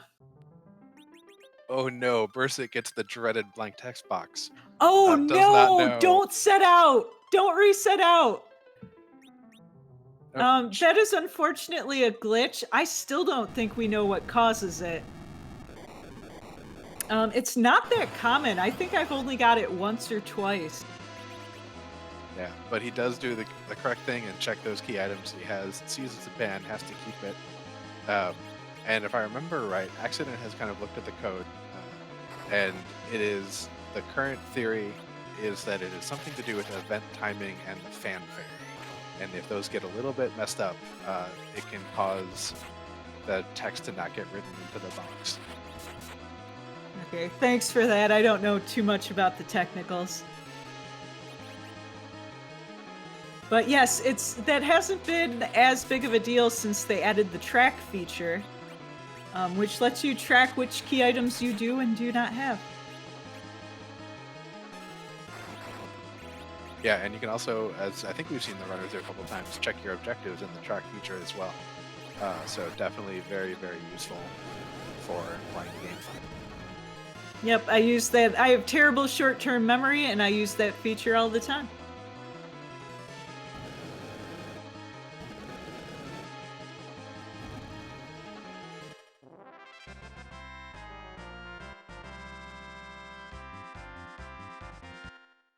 And Bahamut unfurls his wings, throws out some Mega Nuke, gets it reflected back right on his face, and perishes. But yeah, that's a huge deal for Bursik. That's gonna put him back into contention. Yeah, for his sake, we just have to hope that the Baron key that we're looking for is not at this Bigan fight, or probably also not Ogopogo, and then he goes top down.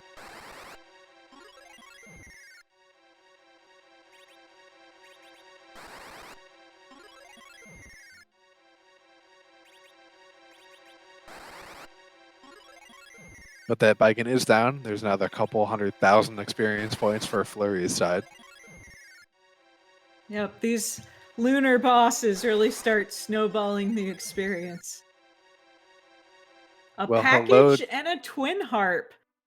That's 2 key items. That's 2 key items that we're probably not going to check immediately. And possibly not ever check in the case of the package, because I don't think you'd even take Cecil at this point. No. And we don't need to find any more bosses or characters, so... PK, we have indeed seen Derek Mist. He was at the Mylan Z spot on Ordeals and gave us the hook.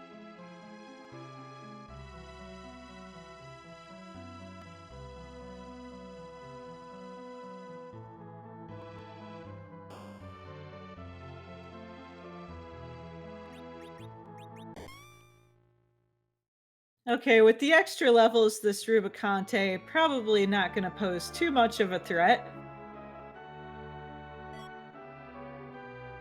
Yep, the magic stat is not super high here, so those Fire 2's not doing much at all. No, the physical stat's the one that you have to worry about here. Darkham's here is kind of rude. That glare's still taking out Rydia, though. Is that... I think that is a physical-based attack, right? Glare is magic, but it's an awfully high magic power spell. Okay.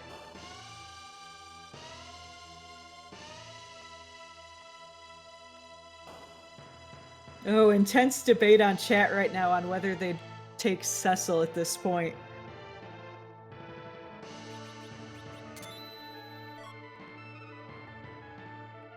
Yeah, there's definitely pros on each side. Depending on how much you have left to do, you might think about it, but the package check is so long that I'm not sure I would sit through it.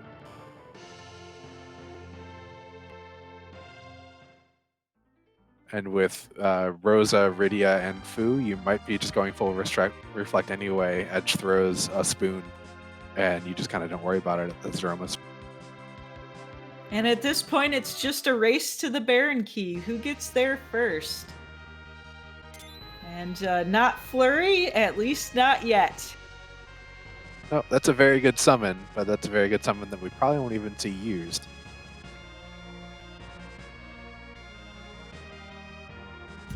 Bursik is also done with the Earth, heading up to the Moon, and we'll see if we get a early value cave check, or if we go top down.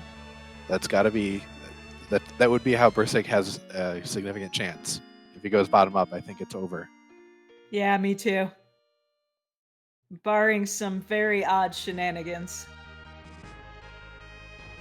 But if we do get that very evil All Gauntlet and Ogopogo, and it hides our Baron key, that's when you want Cecil. Yeah.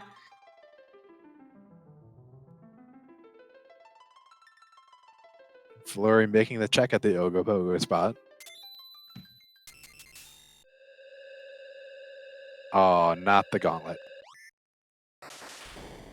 Nope, just some guards on vacation. Also, one of the enemies that doesn't have a boss bit, so they are stopped immediately with an hourglass, and now it's just dwindling down their HP. Or even faster, some stone. Yeah, Fleury doesn't... vulnerable to stone. Boom. Yeah, and Fleury doesn't need that much XP. There's Nuke on Rydia, so he's pretty much done with XP for this fight, for the seed. Gets an Avenger Sword. That's another thing we can't equip it for anybody, but Edge could throw. So what do we got left? We got Wyvern Spot. We have the value, cave value, and we haven't seen... trying to remember if that's Murasame or Masamune. Murasame, the vanilla pale dim spot. Yes. And correct me if I'm wrong, I think that's all we have left. Blaze pointing out that we do also still have that twin harp that Fleury picked up. Oh, you are correct. Wouldn't that be great? Wouldn't that be great if we got to hear the music?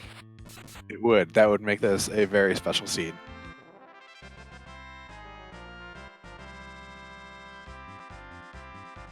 Deathus, our restreamer, would be forgiven for all of his easy jet seeds he rolled earlier if indeed we have required music.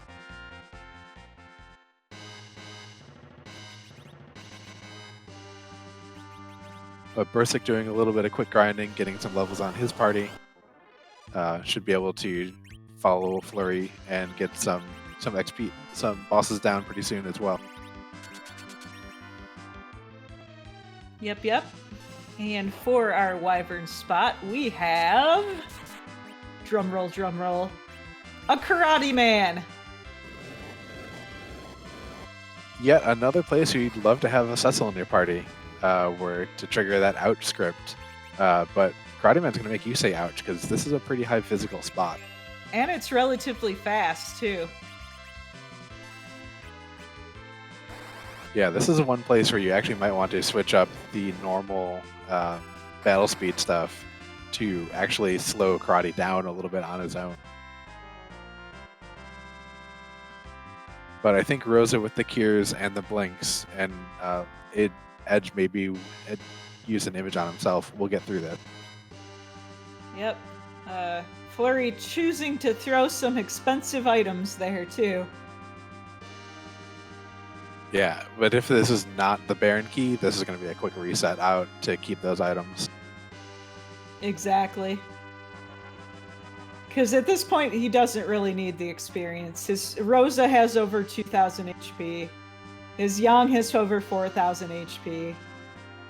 Yeah, Rydia got Fusoya pretty much comes ready to go. Yeah, and Rydia got nuke in the last fight, so we're all set.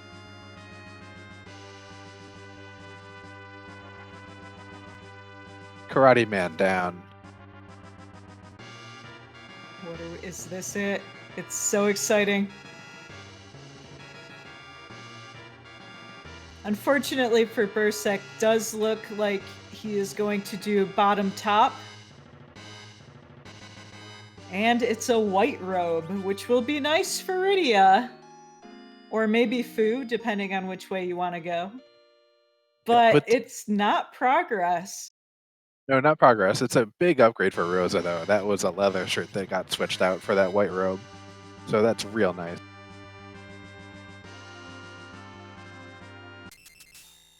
And we're down to 3 spots. Taking a nap on the lunar whale rather than in it. Yeah, no reason to go through the cutscene or the kind of flash animation load into the whale and back out.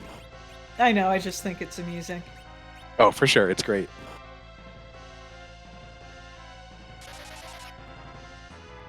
Well, we got one moon boss, one Bahamut boss, and a harp. I'm rooting for the harp. I am too, both for music and for the chance that Bursik has to see the harp, feel behind, and go immediately play. That is a very realistic possibility.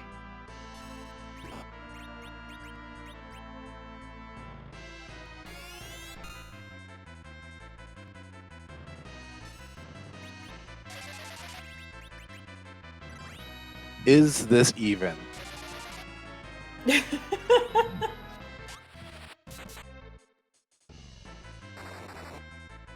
So vanilla Pale Dim, pretty much posing no threat at this point. No, we won't even see too many slow counters with all the magic power that's going to come out here. Fleury wisely not casting white on Pale Dim. Yes, that is a mistake I admittedly have made more than once.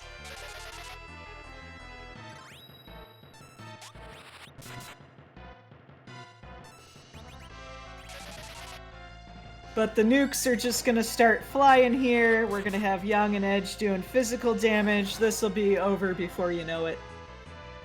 Yeah, and even with a cursed ring on, Rydia doing 7,000 to 8,000 with nukes is pretty intense. But is it the Baron key?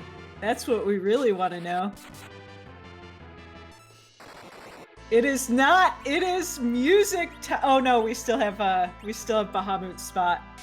Yep, we're down to a 50-50. I'm so excited for music. I got ahead of myself. Yeah, we definitely have value in a cave. That is 100% going to happen. We just don't know if it's here on the moon or if it's in Cave Magnet.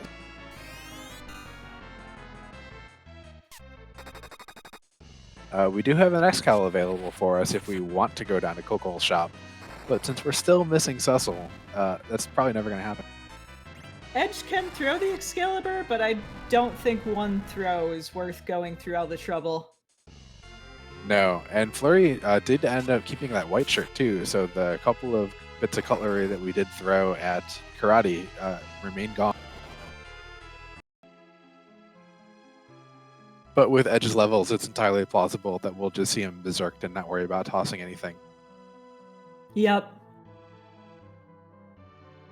And our peak, it is a Lunar boss, I believe. It's Ogo or D Lunars? Yep. I'm just looking through my notes, and that's what it says. It is Ogo Pogo, not a great spot for Ogo. And Fleury just choosing to chuck the spoon. Oh yeah, 100%. Ogo is going to do some punches. That's 1,000 to a back row white shirt wearing Rosa. That's a lot. Yeah, this is not free. Nope, Edge takes a quick nap.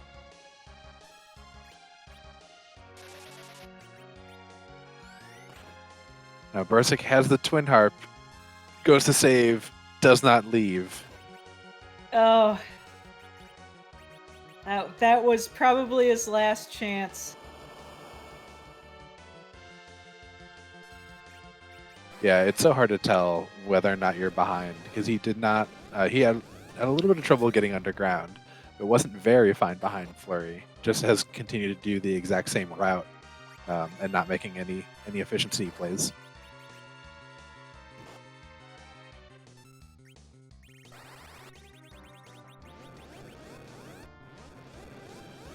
Man, and almost 2,000 on that punch to Rosa too from Ogo Pogo. That's just rude. It is. This is not an easy spot, but gets through it. Now the question, is this, say it with me, chat, is this the Baron Key? Nope. Woo, music time! Get your harps out in chat, because we're heading to the music. If you're new to this randomizer, we have a very fun Easter egg of instead of Edward's normal boring harp music that he uses to transform the Dark Elf, we have a harp rearrangement / cover of we have a bunch of different covers. We have video game music, we have pop culture music. Just a few fun random things. It's great, and you never know what it is.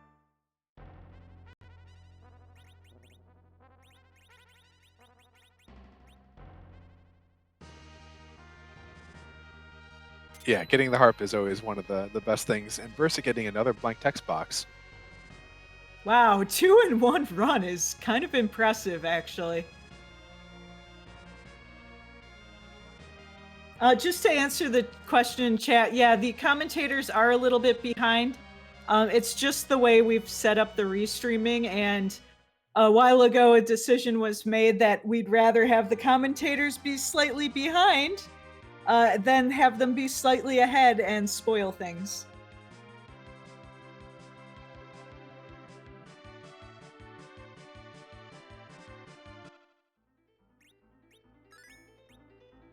Yes, and we have not seen a Pinktail turn in, but I don't think we will at this point. Fleury really doesn't need anything now that he picked up that Masamune for Edge. We have a Stardust Rod. Rydia has a Charm Rod and Tiara. Yep. Rosa has that white shirt. And we have our very important Cursed Ring. Yeah, so there's not a whole lot of value for this particular team for the Pinktail. I'm excited for music here. So get your guesses in chat. What music are we going to hear? I'm going to go with Guile's theme from Street Fighter. That's a good one. I've been watching a little bit of the Castlevania series on Netflix, so a little Bloody Tears would be pretty nice.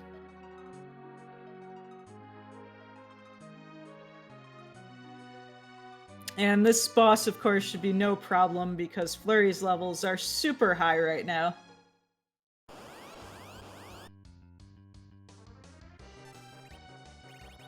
But with that, we're probably going to be quiet here for a little bit and let y'all listen to the music.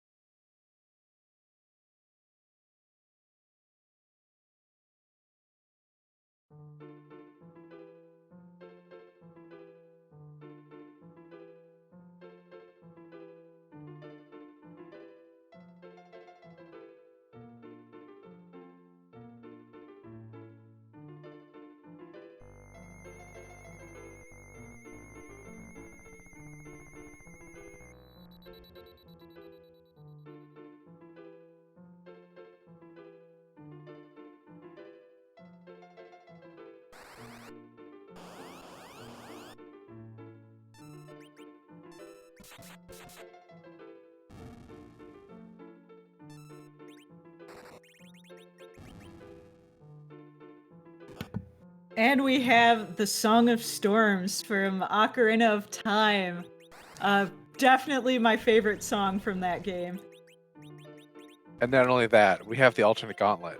So have fun, chat. Yeah, we're going to be hearing this music a little bit more. Especially since we know it's required. Deathus A+.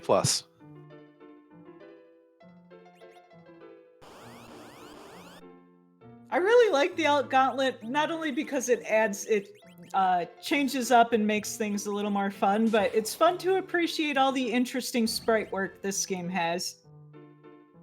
Yeah, and it makes me remember all these enemies that I haven't seen in 20 plus years.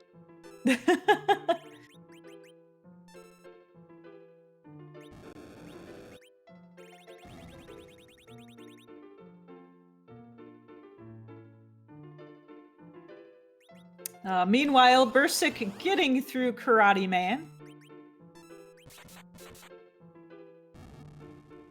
Getting their own white shirt for, I think Bursik has kept Porum and has Rosa, so has a good choice between which white mage to give that to.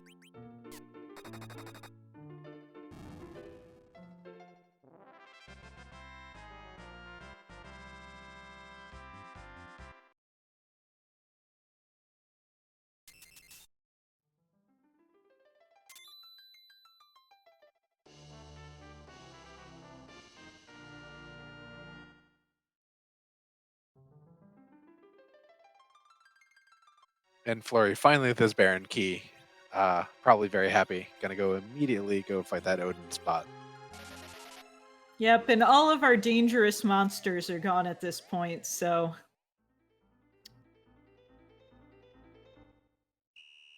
Double checking the tracker there. Sometimes you forget exactly what something.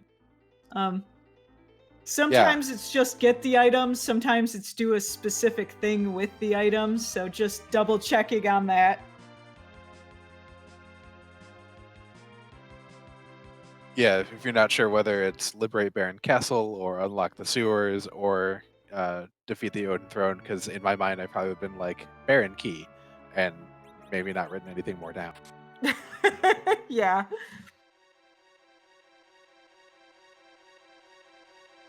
I just wanted an excuse to say that I am very happy for the tracker feature.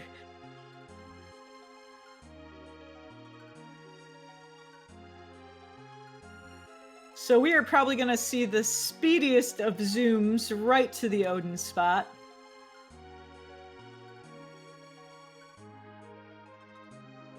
Yeah, I don't think anyone has actually timed this yet, but it's always interesting to think about whether or not you should walk out of the Odin spot because you can't exit or warp, um, or if you should just go complete Barren Castle. I think it's overall pretty close between the two of them, but that's an awful long walk and cutscene from having to do the throne fight. Oh, that is a very good point. I hadn't thought of that.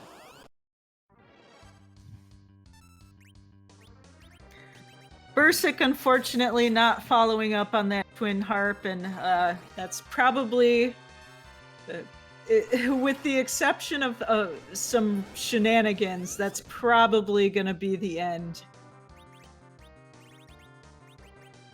for Bursik.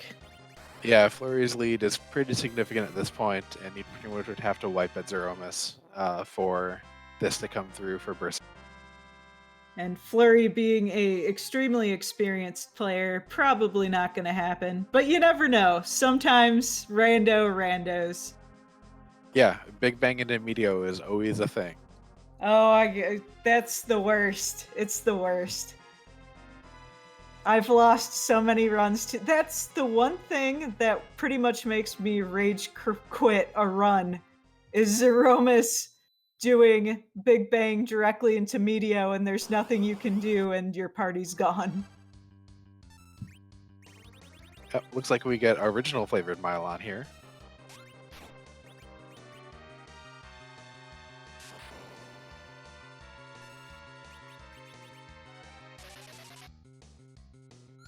Edge tossing out a quick dart. We might even get to skip the "Oh my body" text because this party's going to do an awful lot of damage. Yep. And after that, we have the pass, so we'll be going straight to Zeromus.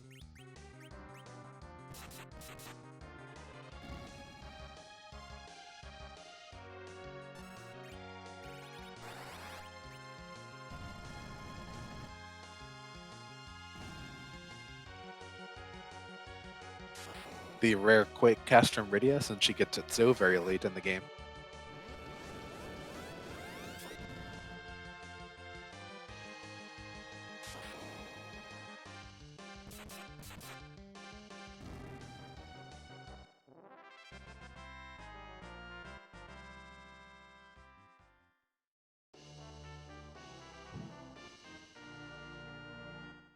And boom goes the Mylon.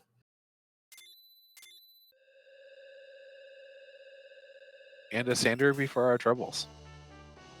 I don't think we'll be picking up that character at this point.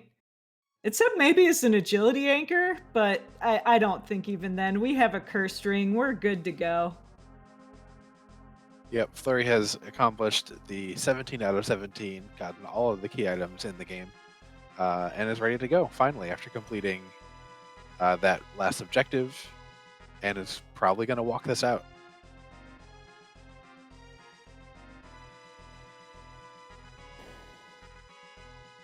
Nope, Flurry, you can't go that way. No, the door locked.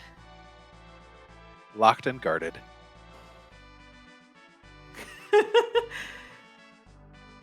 It's funny because I know we've all done that at one point. Flurry? There you go.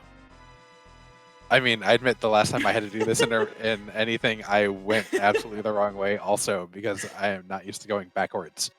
No. Nope, have to go through the sewers. No comfy bed for you today at the top of the tower. Gotta go to work. Yeah, as Moonblaze Wolf in chat, who is doing a great job tracking the seed tonight, says running backwards out of this game is so hard.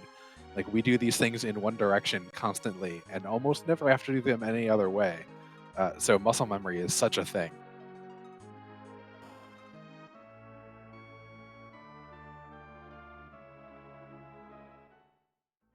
And you'd think it'd be pretty easy to reverse it, and it's just not. Yep. It's very similar to a racing game in that going backwards is like something completely new. Yeah, it's like, what is the sorcery even doing?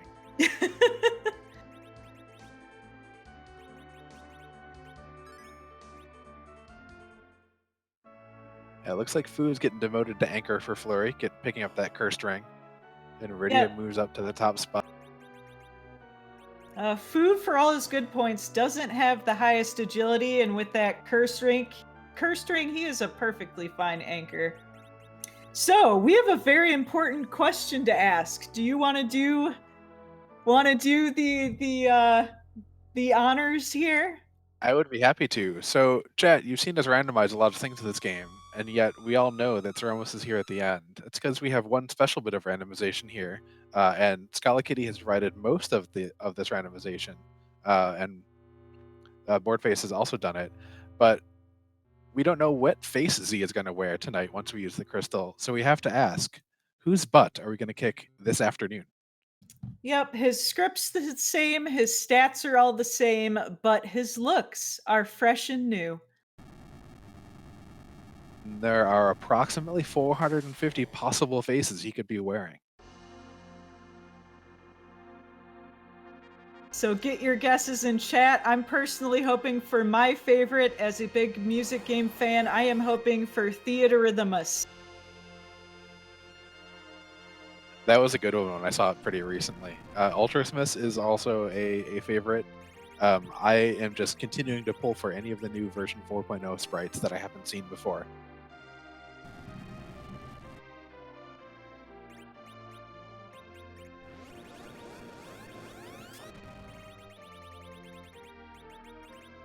Our wonderfully bearded Fu has tossed the crystal. Zeromus is going to complain and emerge some true colors.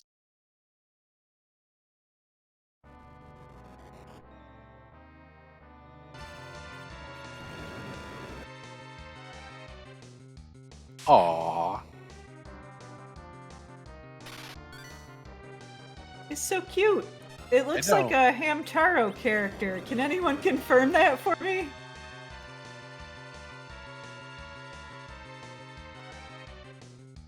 Chat also seems to agree with you. That's adorable. We'll see if Scala is still hanging around in chat and can confirm for us. I'm assuming, I know Hamtaro had a lot of games, so I'm assuming it's from one of those.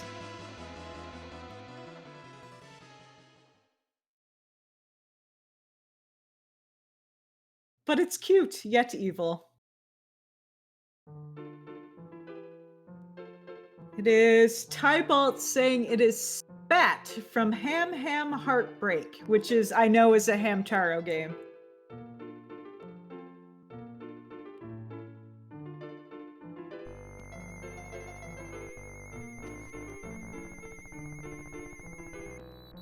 So this is probably going to be a pretty standard Z fight for Fleury. Lots of level, lots of firepower. Berserking up those physical fighters, getting in those reflected spells when he can, but otherwise just healing. Yeah, it looks like going for hybrid strats. Not enough spell power to go full reflect and have it really be faster. And Yang and Edge are doing so much damage with the physicals, about 3,000 to 4,000 per.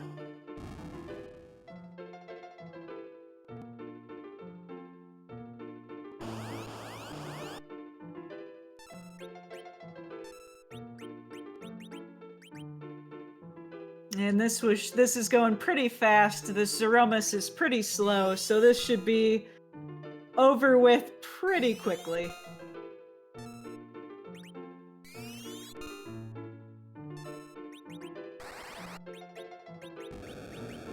Yeah, even that Rydia nuke doing 7,000 plus. Yeah, she's pretty well equipped, so I'm not surprised it's doing a good bit.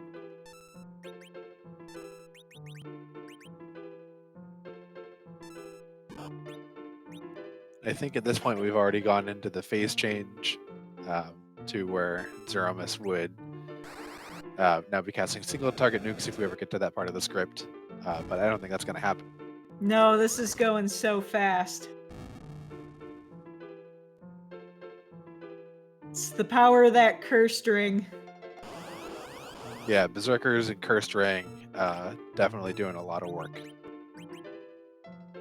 Even having the time to throw in a few whites with Rosa there. Yep, there's a shake and then a meteor. We skipped even a second Big Bang. That's rocks falling for Fleury, and probably going to be a pretty soon GG.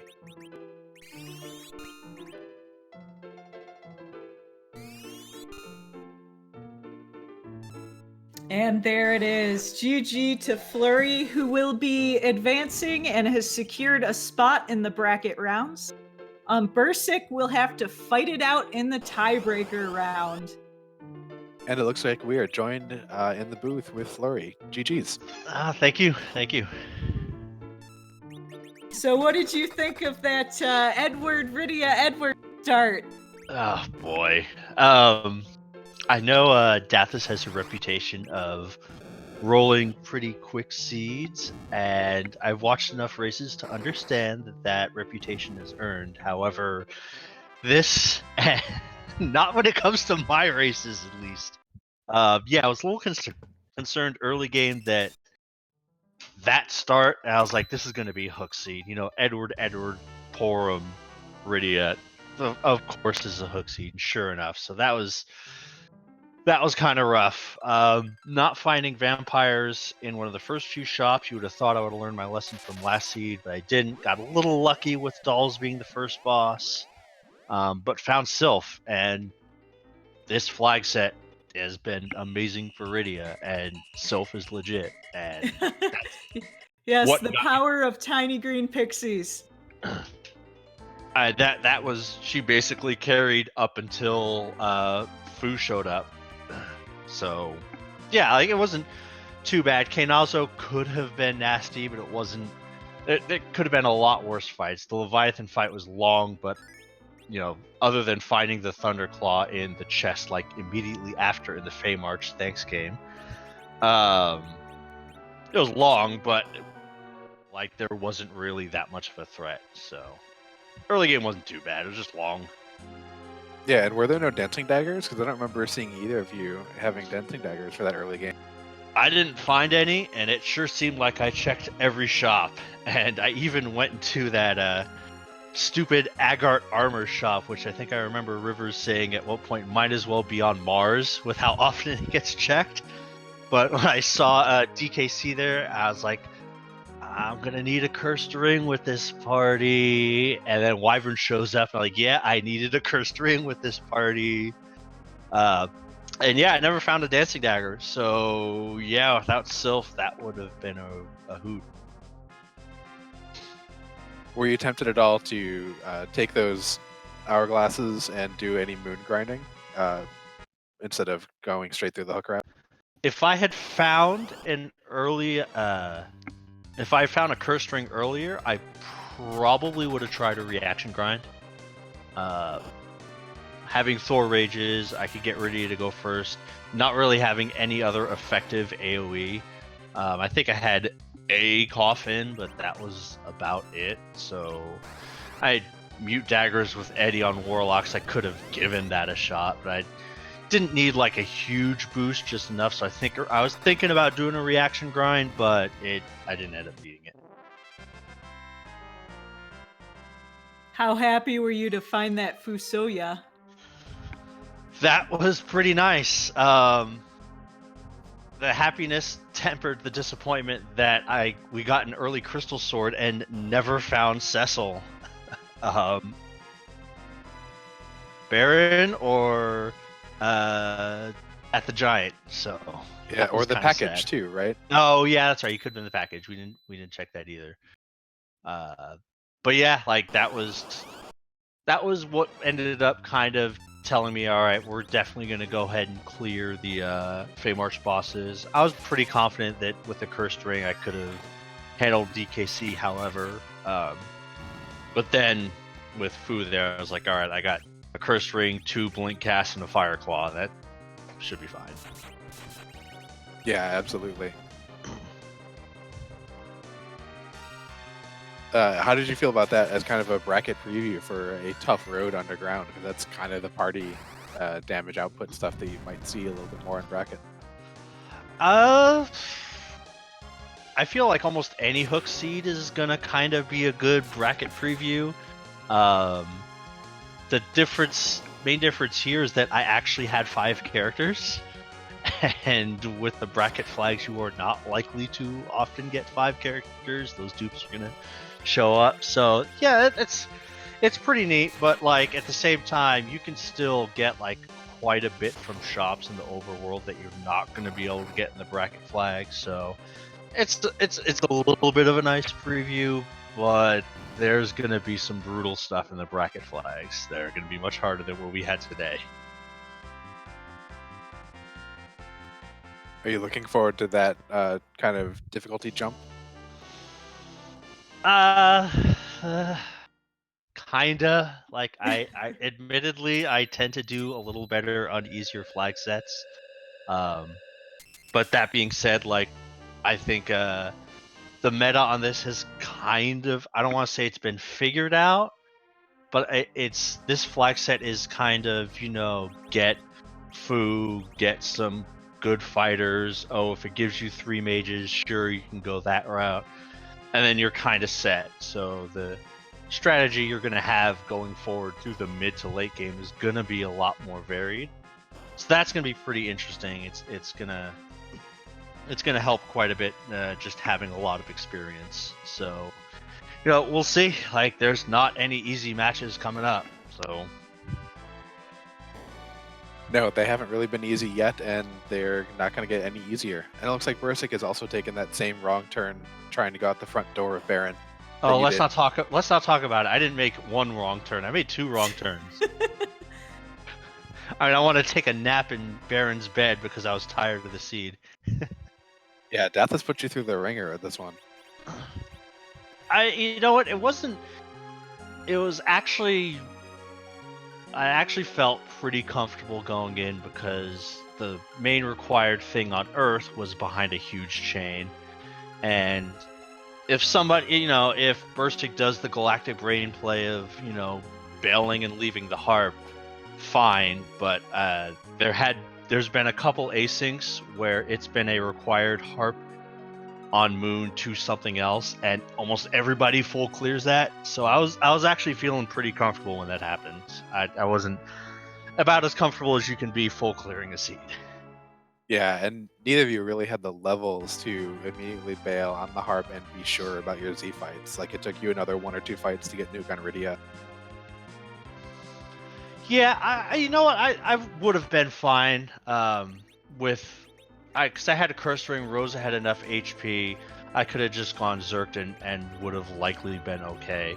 But that's a tough call to make. Like, if it doesn't pay off, and then we saw, it was Gauntlet too, so that was like a 5-6 minute time sink. You give up 5-6 minutes to somebody like that, it's pretty hard to make up. Yeah, do you think you might have reset out if you had seen the Gauntlet there and tried to do the Galaxy Brain play, or do you think you would I have don't know.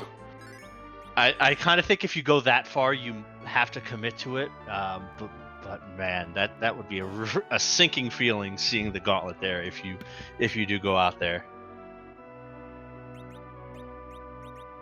Well, fortunately, you were 100% correct as Bursik decided to full clear the moon before going back to do the Magnus Cave. Yeah, I mean it's a tough decision to make. I think we'll see a few more risky plays like that. I kind of think, like, given what the chain was on Earth, that it's likely to say, okay, someone's getting hung up there somewhere. If somebody miraculously guesses every chain right, okay. But I kind of felt like going harp early was more likely to lose me the game than win it. Yeah, that's very likely. Is there anything else you want to add before we let you go here? Not really. Pretty happy with how the Swiss round went. I think I ended up playing 5 opponents who all made at least bracket stage and went 4-1. So no complaints here. The round of 32 and 16 are going to be pretty nerve-wracking. I really want to make to top 8, and if it doesn't pan out from there, great. But I really want to get a 2 out of 3 match against Dia. I want that to happen. So, hoping everything works out that way. Yeah, Okay, well, good luck to you. All right, thanks, guys. Appreciate you taking the time out to do commentary. Appreciate the restreaming, except for the seed rolling Dathis and tracking. And yeah, thanks, guys. And thank you, and congratulations on your advancement to the bracket round. You bet.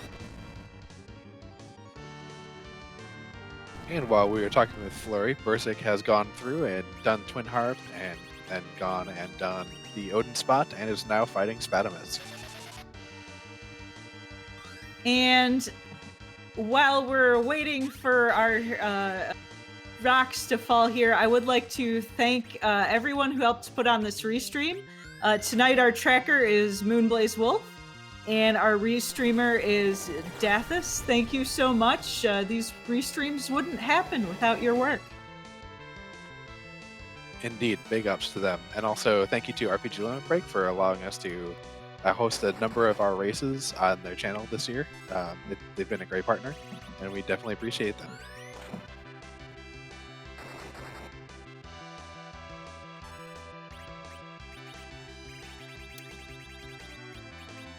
So Bursik also having relatively high levels, doing a pretty good number on this tiny innocent hamster. Yeah, it looks to be going a little bit more straight berserk strats with Rosa keeping the heroine robe and looked like had elven or samurai bow and some, I think, samurai arrows. And Edge just throwing and chucking those priceless artifacts.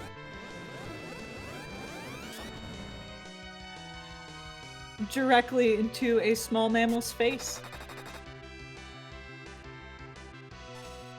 Yeah, well, I mean, the mammal does have a pitchfork and some sort of glue gun, handgun sort of thing in the right hand, maybe a ray gun. So I don't blame him.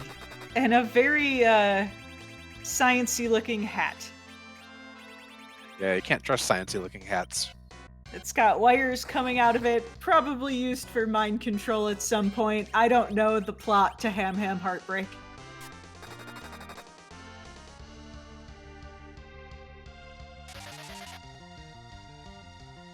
If anyone knows the plot to Ham Ham Heartbreak, please let me know. Also, if anyone doesn't know the plot but would like to make one up immediately in chat, please type it out.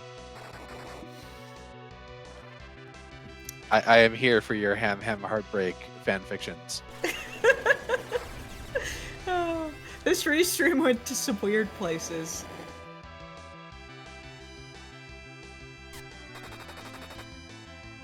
Oh, kind of a badly timed Big Bang here. We'll see if Fu survives. He does not. But Rosa... Is Rosa berserked right now? Rosa is this is a bit of a pickle. Yeah, but not too Rosa's much. berserked right now, but Edge, I believe, is not berserked, so he can try to pick up... No, he is too. Oh no. I think we're all berserked. Hopefully we have a black hole coming up here. I don't think we're going to get one. I think we're just all in, and this is going to be fine, because Toby/Yang has plenty of hit points. That is true. This is that situation where you just gotta put down the controller and hope. Yep, let go and let RNG.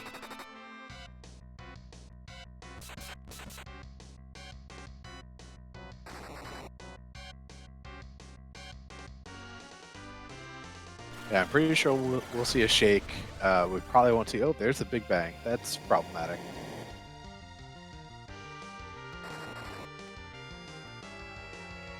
Young survives it. Young's got enough to survive one Meteo.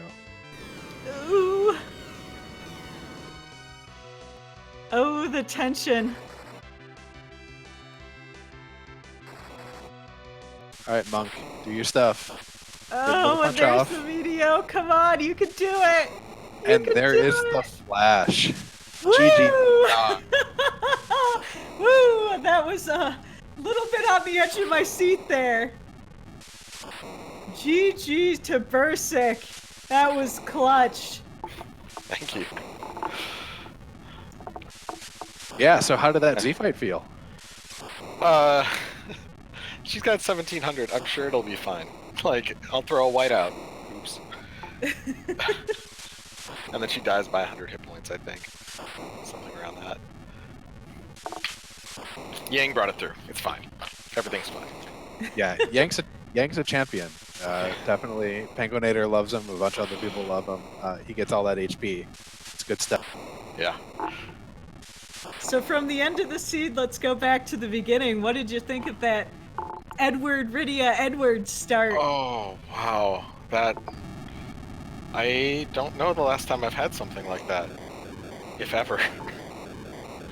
Like, I think I've had double Rydia starts, but not with these flags. And not even finding value up on Hobbs. And not finding any dancing daggers anywhere.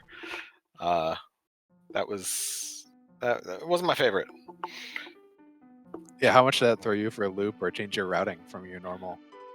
I mean, usually I don't. Usually I go straight to Damsian and not Baron. I'm like, okay, Rydia Edward, this needs some help. And then, I mean, I'm glad I found those vampires. Yeah, I mean, after that, it was like going up for Yang. As soon as I got the Darkness Crystal, because I'm like, all I have are healers and Edward.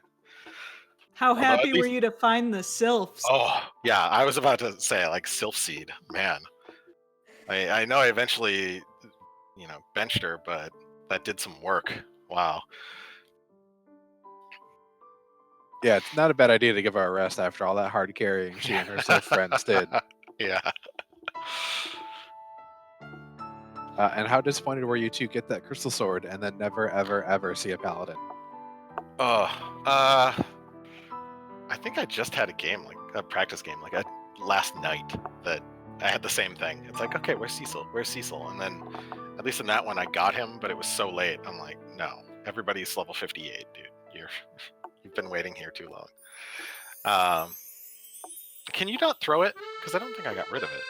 You cannot throw it. You can throw the Excalibur, but you cannot throw the Crystal Sword. It's like, I was really looking forward to that too, and then I scrolled by and it was grayed out. I'm like, oh, really? Man, I just want to throw this thing, if not in a dumpster, at least at Zeromus. Okay, so how you're gonna have to fight it out in the tiebreak about that. Yeah, probably, yeah. Well, I mean, I got this far. I have more than just the 5 games, so I'm happy about that. If I make it to the brackets, that's fantastic. But we'll see. I think there's like a really small chance, based on 2 of the people I previously played, if strength of schedule changes, but I'm just planning to play next week. Imagine that's gonna happen. Yeah, I think most of the 3 and 2 players are also doing that same calculation of like, maybe, but I'm probably. Yeah. Yep.